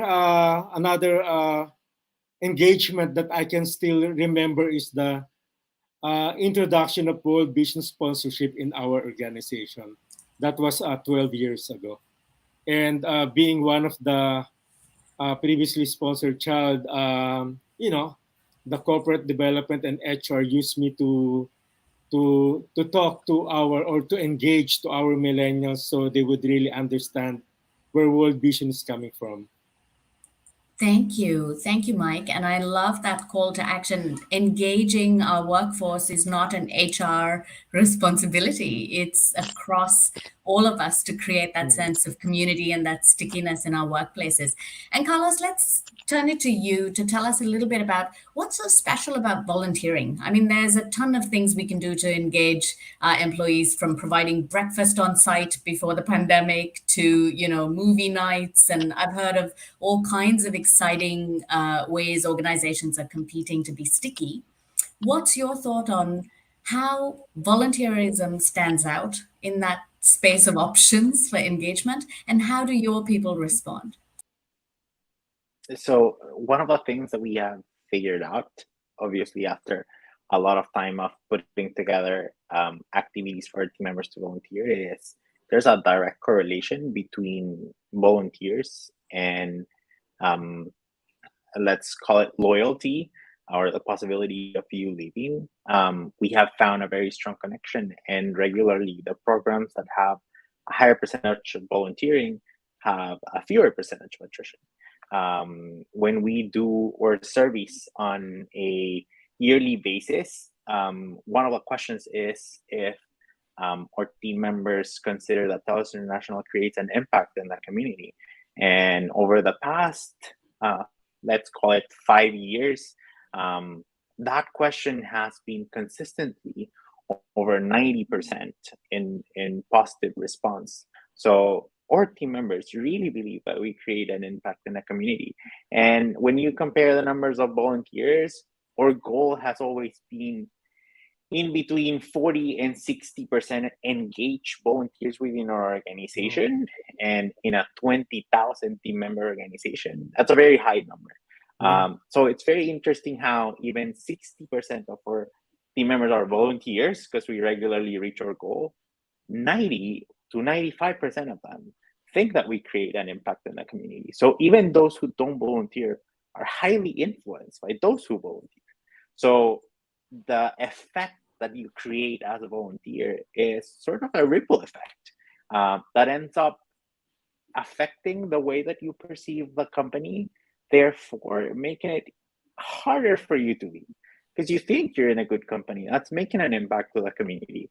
So it's really interesting how making sure that you have a strong, steady program for corporate social responsibility impacts your numbers. And I think there's a lot of conversations that we need to have, but one of the most important topics is making sure that your corporate social responsibility programs obey to objectives that are bigger than what your company think, and making sure that everything is tied to something that's relevant for the country. So it can be as easy as in the Philippines, for example. I know that there's a government plan for development towards 2030 that has 15 different objectives. We try to tie all of our activities, even if they're minimal, even if they're telling stories to children, like Michael was telling us, making sure that people knows that literacy is one of the objectives for the Philippines towards 2030. And it's also a UN objective for development. So it's making sure that they understand that even the small actions have higher impact that contributes to the development of their country and even to the UN objectives for development. So making sure that the impact that they're making as volunteers have the higher reach, and for them to see it, I think it's incredibly valid. It gives you the feeling of contribution, and that's very fulfilling for all of our team members. You make such a good point around contribution, because I think sometimes, even in HR, I see us falling into this pitfall of linking everything to compensation. And the data tells us something completely different. You know, the key to stickiness, loyalty, engagement is really not in compensation. That's more a hygiene factor. But it's this sense of being part of something bigger than ourselves. How has the pandemic and having people stuck at home, not being able to get out into communities, affected TELUS's volunteering efforts? It made me laugh a bit. Honestly, I have a fantastic team that switched pretty quickly during the pandemic. I was impressed on how everything changed so fast. I was overwhelmed, but my team quickly reacted. We started putting together opportunities for you not only to volunteer yourself, but to volunteer with your family, since you were spending a lot of time with the family that you were living with, or with your close circle that you were sharing your space at that time. So we created activities in which you don't need it to be in the same space with somebody. It could be translating a book from Tagalog to English, or from English to Tagalog, or recording science classes. So you would have to create like a quick 5 minutes video in which you would do a lesson of science for kids that weren't able to go to school. Or we also did storytelling for kids who were not able to go to school, and they were able to spend time with volunteers, at least online. And want it or not, one of the objectives that I think we collaborate towards is parents did not know what to do with their kids the whole day during the pandemic. So even having a volunteer reading to them during half an hour was such a relief for the parent and such a joyful experience for the kid, that it was important. So I think it proves that you don't need a huge budget, you don't need a big activity, you don't need buses or lunches. If you want your organization to create volunteer experiences, it's completely possible, and it doesn't require a lot of resources to make it happen. Well said. And I think, Abhishek, this is your cue. I mean, you have put together volunteering opportunities and people who have the heart for volunteering for so long now. What are some of the challenges that we face? I mean, it sounds like there's, as many ideas and possibilities for volunteering. How do you sort through all of that crowded space and choose a cause? What would your advice be? Yeah, and we now have worked with a whole bunch of different companies, enabling their employees to volunteer all across the globe. So right from an Apple to a Nike to an IBM, enabling millions of employees globally to volunteer. Uh, I think the best way is that you give the choice to the volunteer as to what they want to do, rather than doing it just top down. It has to be a lot more, bottom up, and a lot more democratic. And we've seen now team managers taking the lead, wanting their teams to go out and volunteer. So be it team leaders, ERG members, chief of staff, EAs, HR managers, office managers, like a whole bunch of different stakeholders saying that what's the best way to engage my employees. And so there are two options. One is what they might call it meaningless and meaningful, right? There are two kinds of engagement potentially you could do.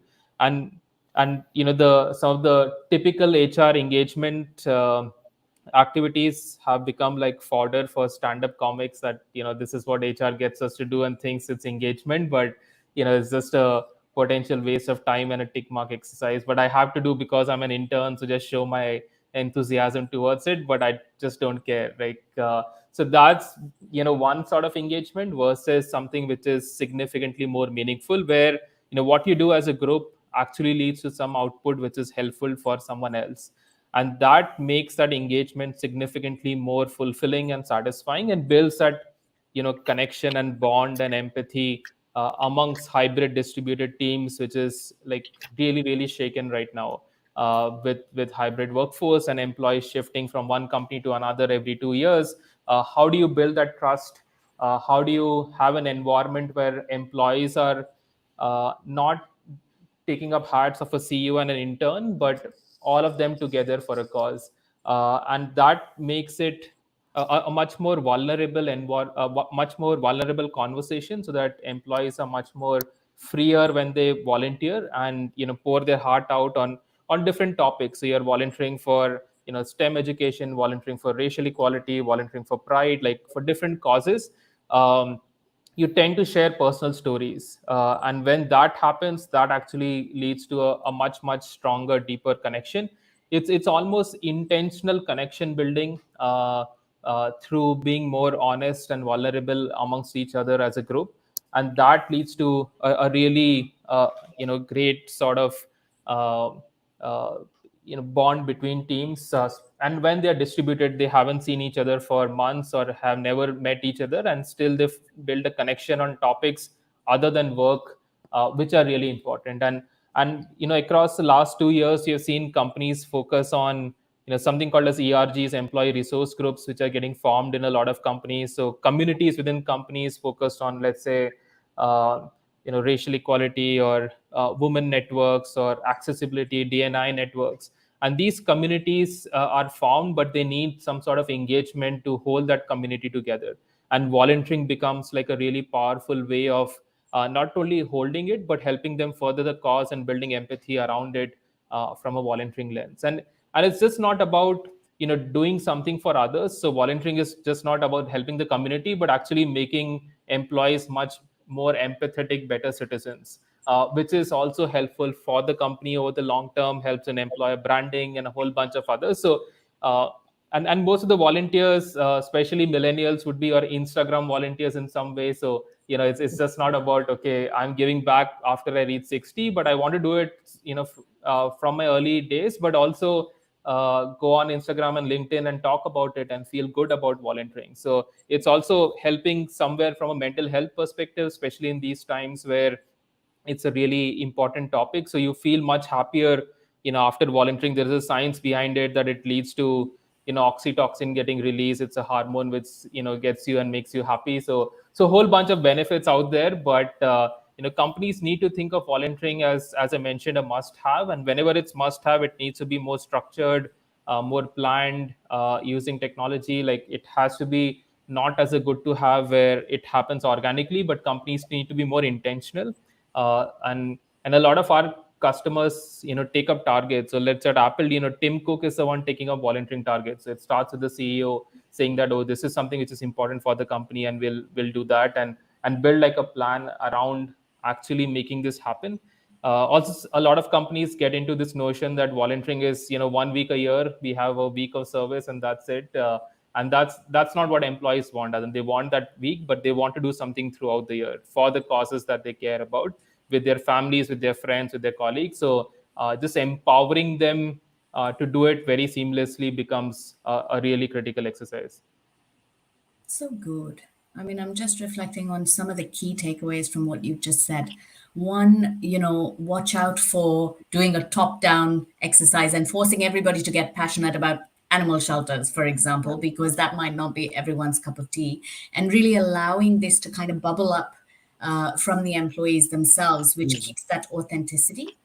But I think you then quickly move to this connection between when we are our authentic selves, we are able to connect, whether it's virtually or physically, just much better with people. So finding that affinity, creating those affinity groups, and really discovering the way we care about the same causes creates that glue and that stickiness in workplaces. I guess one thing that's puzzling me is, you talked about, yes, it cannot be top down. At the same time, if we just allow everybody to, follow their own heart, we might end up diluting, what possibilities there are for an organization to be that force for good. So how do you advise corporates to make that choice? Should they come up with their own ideas and efforts and initiatives, or is it better to scope the market and put your shoulder to a credible wheel? And what are some of the pitfalls and the dangers in volunteering? With all our good intentions, are there any landmines to watch out for? Sure. I think it starts with the role of the organization is to provide the enabling ecosystem for employees to volunteer. And when I say ecosystem, it's about the policy. So if you have a paid time off or any of those kind of policies, how do you recognize volunteers? How do you incentivize volunteers? So that's a policy lever. Second is just strategic levers, saying that for a lot of our customers, they have volunteering as part of new employee onboarding. So whenever an employee joins in, every month, all new employees who joined in volunteer as a group. And that creates a cohort which stays connected forever. So how do you, make volunteering more mainstream? So that's another lever. Third is about communications, as to how do you drive communications internally about it. There is so much of internal comms out there on so many different initiatives. What's priority for you from a volunteering perspective?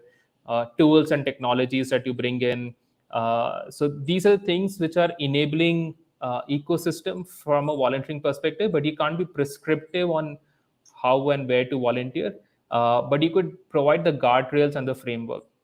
And for sure, companies are not the experts. So they are not the ones who need to do this, but they need to provide this enabling infrastructure in terms of the resources and investments needed to do that. But it is a hugely high ROI investment. Once you provide this, volunteering is probably the most cost-effective employee engagement as well, purely from a ROI perspective. So those are the things which companies need to do. In terms of pitfalls, I think one common pitfall is that companies feel that nonprofits need XYZ, whereas they don't need, and they're forced to accept volunteers, which for taking or getting some grants. And I think that is counterproductive to the whole notion of doing something which is meaningful. So I think that is really important. Second is just to understand volunteer personas. So if there are 100 members in a company, there are 2 or 3 folks who are extremely passionate about volunteering, who were there in the hospitals during COVID to help people out, and there are 30 employees who just don't care about volunteering. But there are this 60 in between who would do it if you make it super simple for them. So it's volunteering is almost like a funnel, where top of the funnel is simple to do volunteering activities, get a lot of people involved and make it part of culture, and then a certain percentage of them would do more longer term skills based volunteering as well. So think of it almost more strategically rather than a bit more ad hoc on how to create like a very robust volunteering program. So these are So some of the sorry, go. No, thank you. I was just saying it's so helpful. And Mike, you and I were talking about this earlier. There's this sense of do-gooding, which is just going out and helping someone. And then there's that slightly more strategic view on impact and long-term impact and sustainable transformation. And, when we've got all this energy around volunteering, how can we channel that to make sure that we're not just painting fences, but actually changing the future? And Mike, I want to put the spotlight on you. I know this could be a little uncomfortable, but as a sponsored child yourself, you are telling in your life story the story of transformational development and how different that is from just charity work. And you describe it in this kind of, partnership of the beneficiary and the folks doing the volunteering. So tell us more about that, and love to give you a little time to unpack perspectives. Thank you. Before I answer that, I just would like to follow up on what Abhishek has mentioned, that any effort on volunteering should not be a push coming from the top.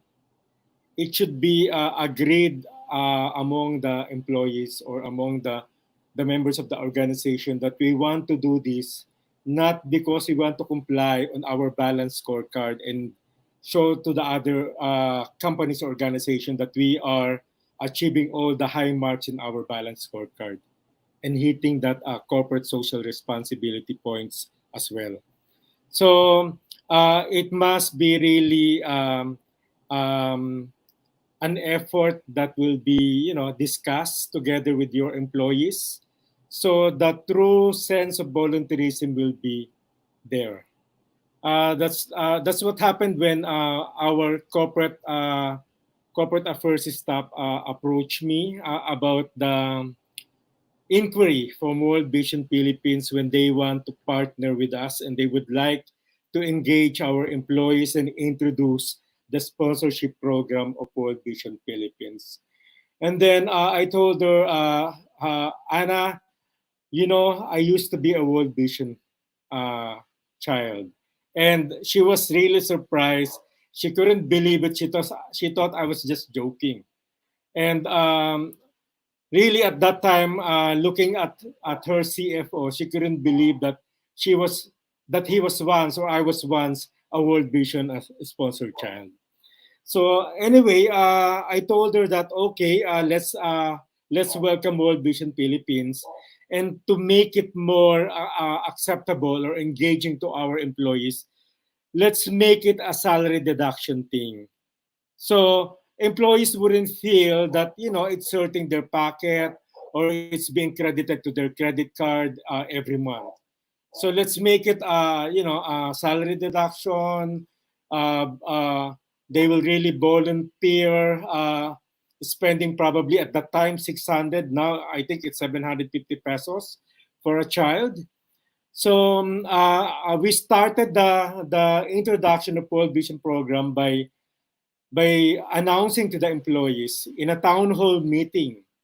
So it would appear that we're not cascading this or we're not imposing the program to them. It's more of really consulting with them and then presenting that their very own CFO was once a beneficiary of World Vision program.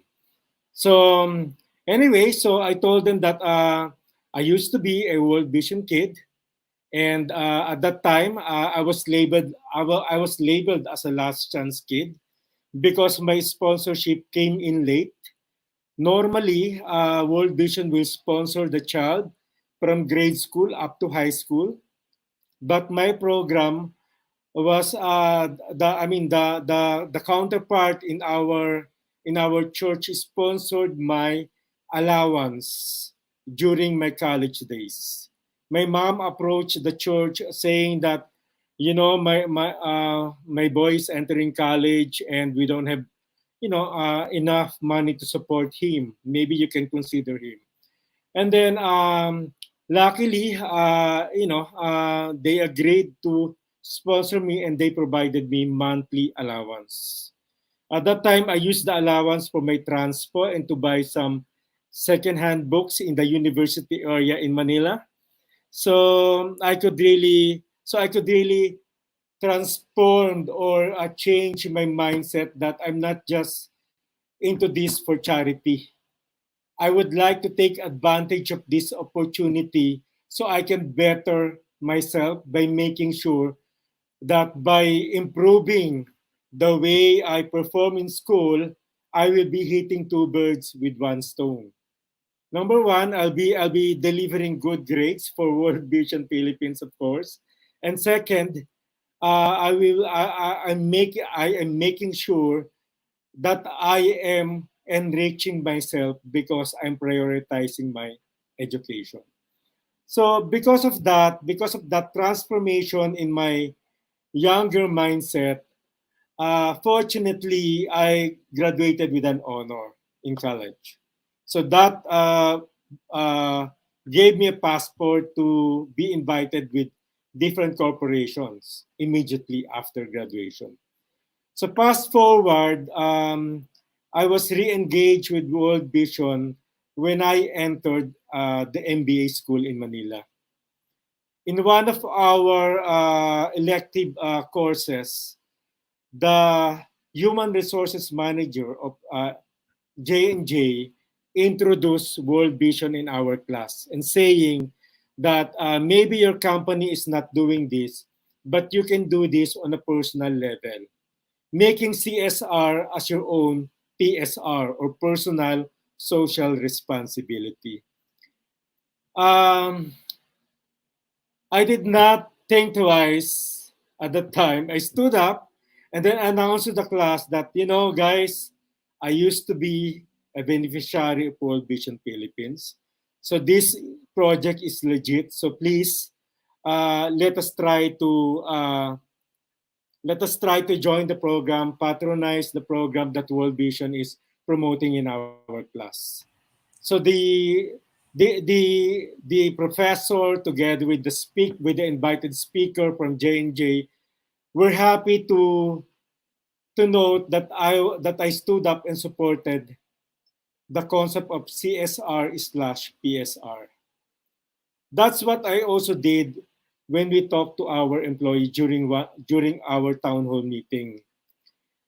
What impacted me during the time was when I heard one of our utility guy talking to our messenger, convincing the messenger that, Adrian, I cannot contribute the monthly 600 just on my own, but I would like to participate in this volunteerism.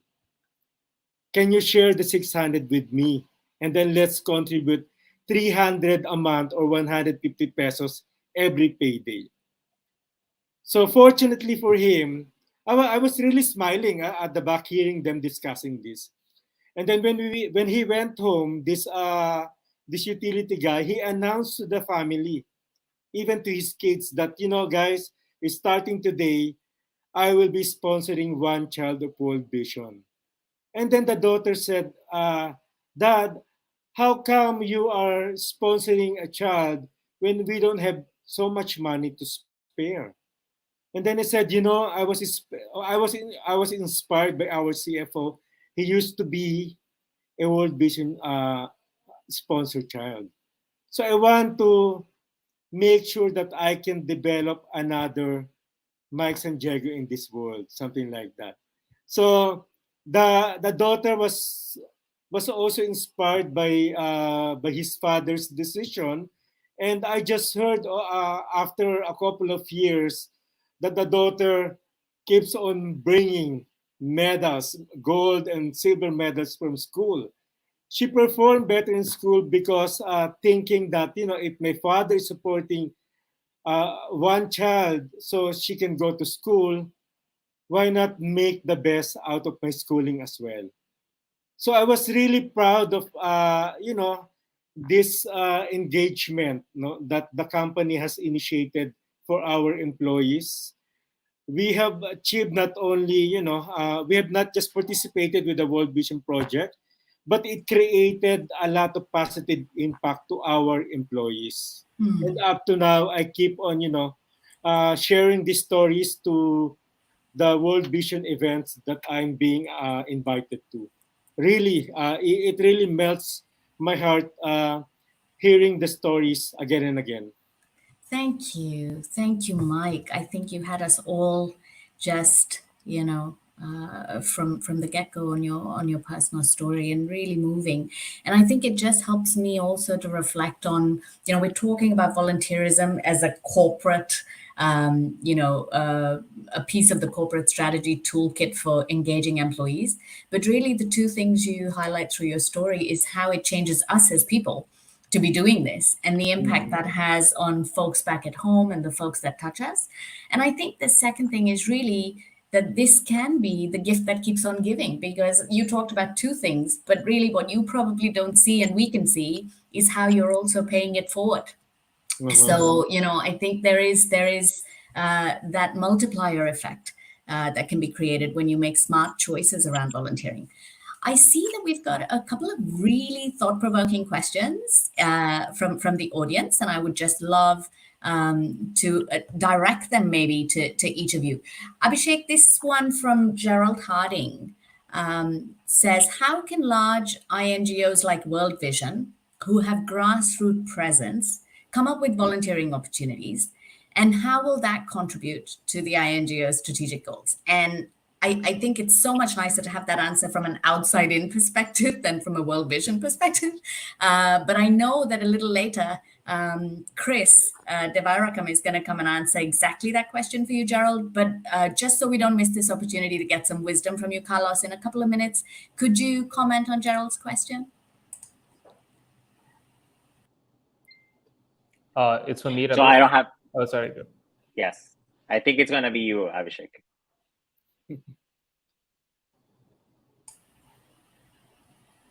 Got it. So just on that question on international NGOs, I think the corporate side question is exactly the opposite. That we have lots of employees who want to volunteer, and where do we find the really good volunteering opportunities, and similarly at the nonprofit side. And happy for Goodera to step in, and we work with thousands of nonprofits, and international nonprofits are something that we'd love to partner with. We work with a lot of UN agencies and a whole bunch of others. So, and we have a separate team that helps nonprofits create or co-create the right kind of volunteering opportunities that is right from a corporate perspective, but also beneficial from a nonprofit and an end beneficiary perspective. So this is something which has to be done, and happy to work on that with you, and maybe we could touch base offline on that. Yeah, thank you. And maybe we can take Jane's question next. Around the panelists, on a scale of 0 to 5, how do you think each of you has done, and what could you do differently? Why don't we start with you this time, Carlos? Yeah, perfect. I'm obviously incredibly biased around TELUS, and I would love to say we're like a 5 out of 5. But engagement is such an ever-changing topic. To be honest, you can be 100% engaged with your company today, but tomorrow you can receive a job offer from a company that you always wish to work with, an amazing compensation package that fulfills everything. And even though you were 100% engaged yesterday, today that you got the offer, you might not be 100% engaged. So I would like to say we're somehow a 3. because we put a lot of effort on a daily basis, but we're very well aware that there's gonna be people that unfortunately it's gonna find greener pastures outside, and there's nothing that we can do. In fact, we try to be incredibly thankful for the time that team members spend with us, what they have been able to learn, and what they have been able to share with us. But we understand there's a path, and we all have professional aspirations that sometimes cannot be fulfilled where you're working. Nevertheless, for all of those who are staying, we try to keep them happy. We have a tagline that we try to apply into everything, thinking on our team members' happiness level, and we always say we're happy here. And that's kind of core mentality whenever we try to put together an engagement situation. We try to measure how can we be better on a daily basis, but situation is again ever changing, and right now with the Great Resignation, everybody's getting impacted because of so many reasons that it's, I think, impossible to be that high. So I would say a 3, and I would say the first thing that you need to do is to listen. Make sure that you have a very thorough system of exit interviews. Get all the feedback from all the people that's leaving, and make sure that then, after you have like a good amount of data that you can compile and analyze, you put together a plan to tackle those things that people's pointing out when they're leaving, because that's such an interesting level of insights, and plans can continue through. And then you need to also compare with those who are staying, with your annual, mensual, whatever monthly surveys that you're having.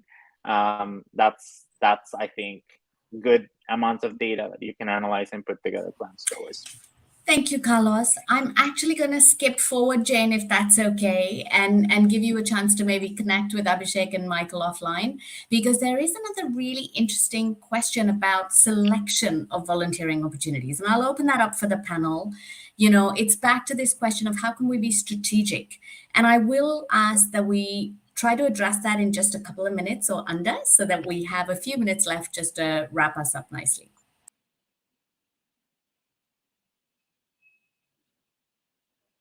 Abhishek, do you want to jump in on this one?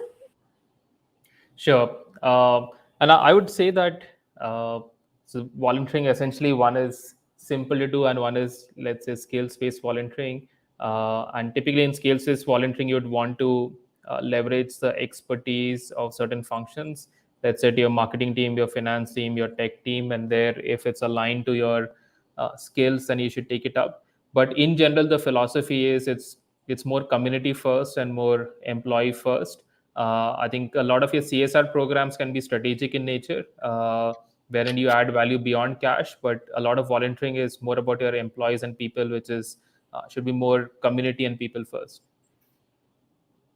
And that was a beautiful comment about that too, you know, not getting it mixed up between CSR, philanthropy, and volunteering as a tool for engagement and as a channel, I guess, for our employees to feel more engaged in their communities. I'm going to ask each of you to give us your 60-second closing comment on this so fascinating and engaging topic that I think we could be here for another hour. But let me just ask Michael, in 60 seconds, key takeaways and a summary for the session, and then we'll go to Carlos, and Abhishek will let you bring us home. Again, I would like to reiterate that CSR should not be top-down or regarding this as a corporate objective. It's a separate thing. Once you engage your employee and make it part of their own, then it could be sustainable. Like what Carlos has mentioned, even if they left the company or leave the company, they will still be doing the same volunteering act after. So, not with all modesty, not just paying forward or really being gratitude of what I have experienced under World Vision, but almost every day I would like, I would or any opportunity I would really take to post in my social media account about World Vision. Whenever I'm invited, I would really post about it in all of my social media accounts, even LinkedIn. And so I can encourage people to join the cause, because it's not just about giving opportunity to children, but also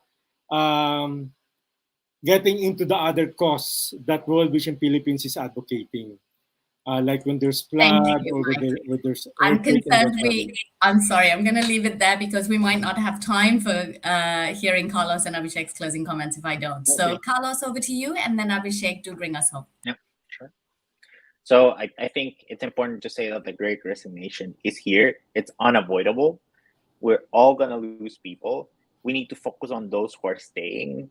We need to make sure that we listen. We need to make sure that we have a strong plan.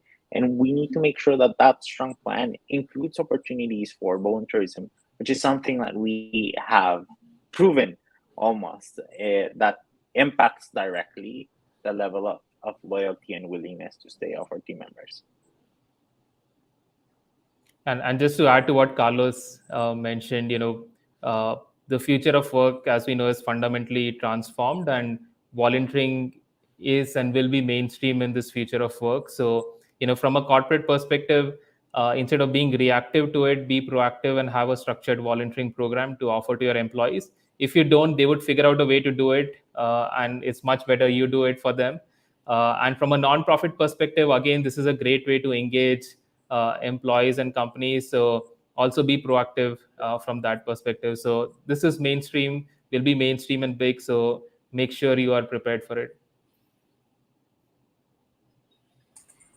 Thank you all. And over to you, Rahul.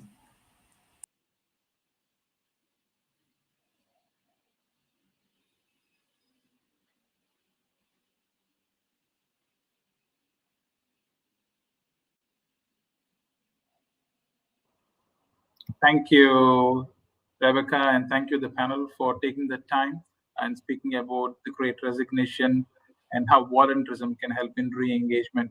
I think very good points of view, and it is not about a good to have anymore, but it is rather a must have.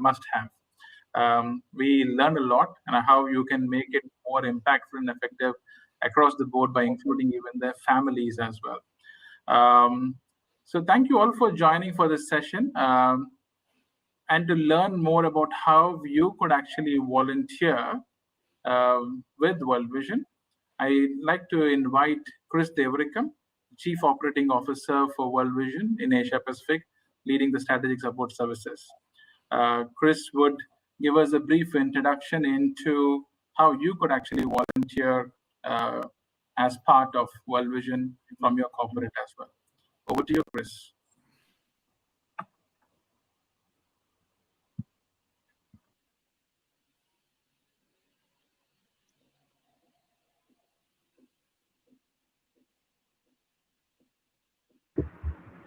Thank you, panel, for a very powerful discussion. And from CSR to ESR, that's really great. And Mike, thanks for that very touching story. And good afternoon, everyone. Thank you all for joining us for Limitless, for children, for change, for life over the last 2 days. As Rebecca and the panel were discussing volunteerism and re-engagement, I was thinking of what better way to volunteer time than to spend it with young people. World Vision in Asia Pacific works with close to 4 million young people between the ages of 12 to 18 years across 25,000 young people clubs. These young people clubs give you the opportunity to invest in your human capital while improving employee engagement. Corporate volunteering is not an aspiration for us, but a goal. Let us watch this brief video on adopting a young people's club that will be transformative for employees and children.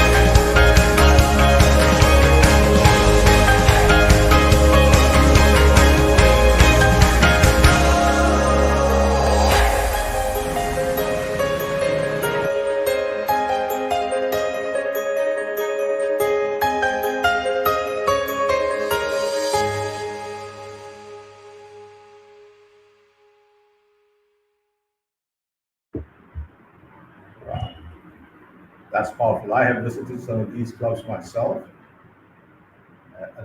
Attend people's club.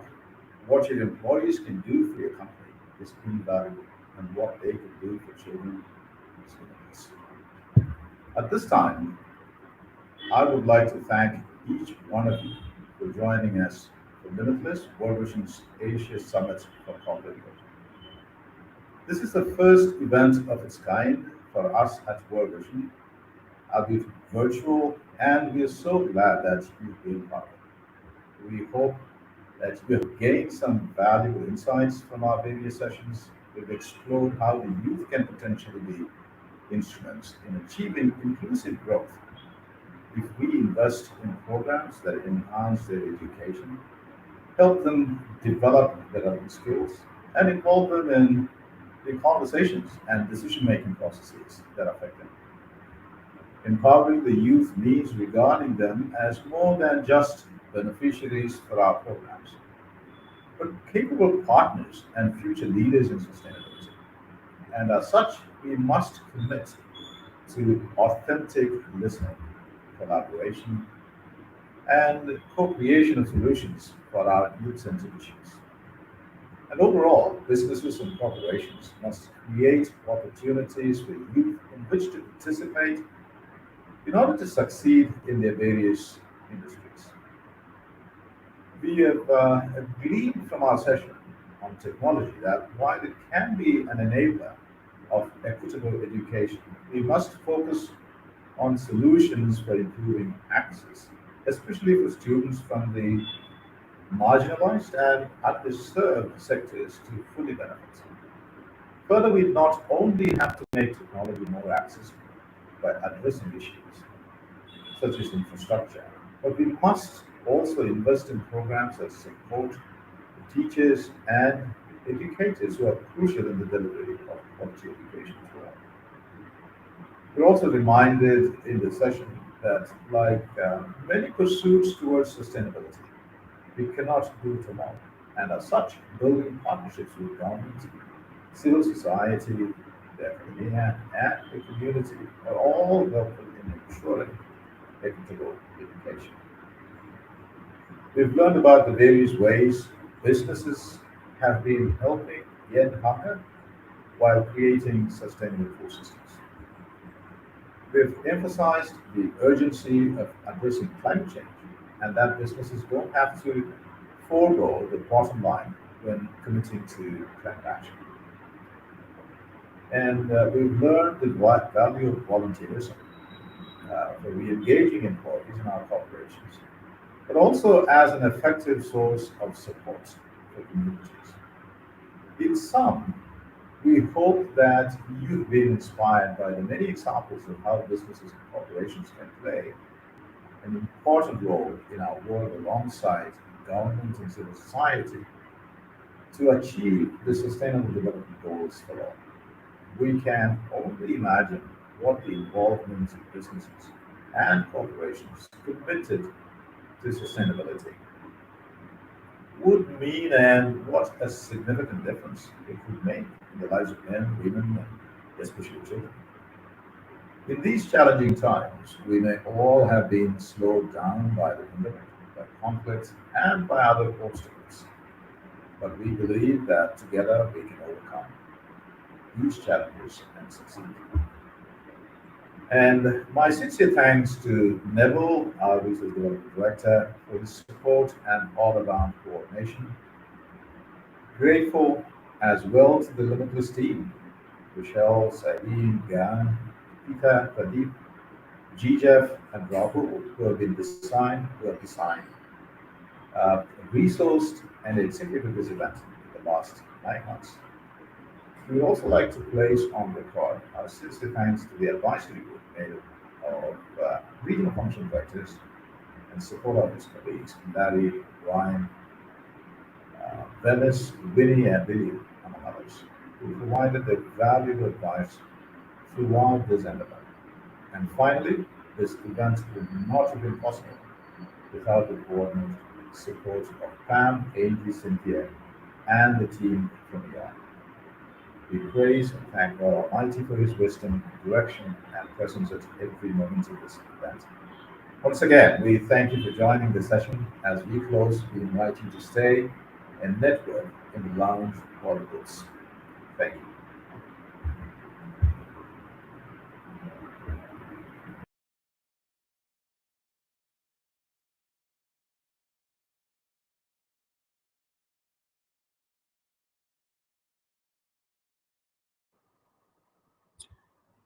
Thank you, Chris, and thank you everyone for joining. As we conclude day 2 of the summit, we would like to thank you for taking the time to join us. And we thank all our partners who believe in the significance and impact of World Vision and continue to join us through this journey to lead sustainable change. We hope to see you all at the next Limitless for Children for Change for Life, World Vision's Asia Summit for Corporate Good. At this point, we are encouraging you to visit the lounge, virtually roam and meet like-minded and like-hearted individuals attending today's sessions. Please also take time to visit the country booths and get to meet our lovely field office colleagues and the booth managers in those country booths as well. We'd like to hear your thoughts about the summit. Please answer a quick event feedback form, which will be shared on the chat box now. If you're posting about today's event, please tag us using hashtag LimitlessWVI2022. Thank you and happy networking. See you all at the next Limitless.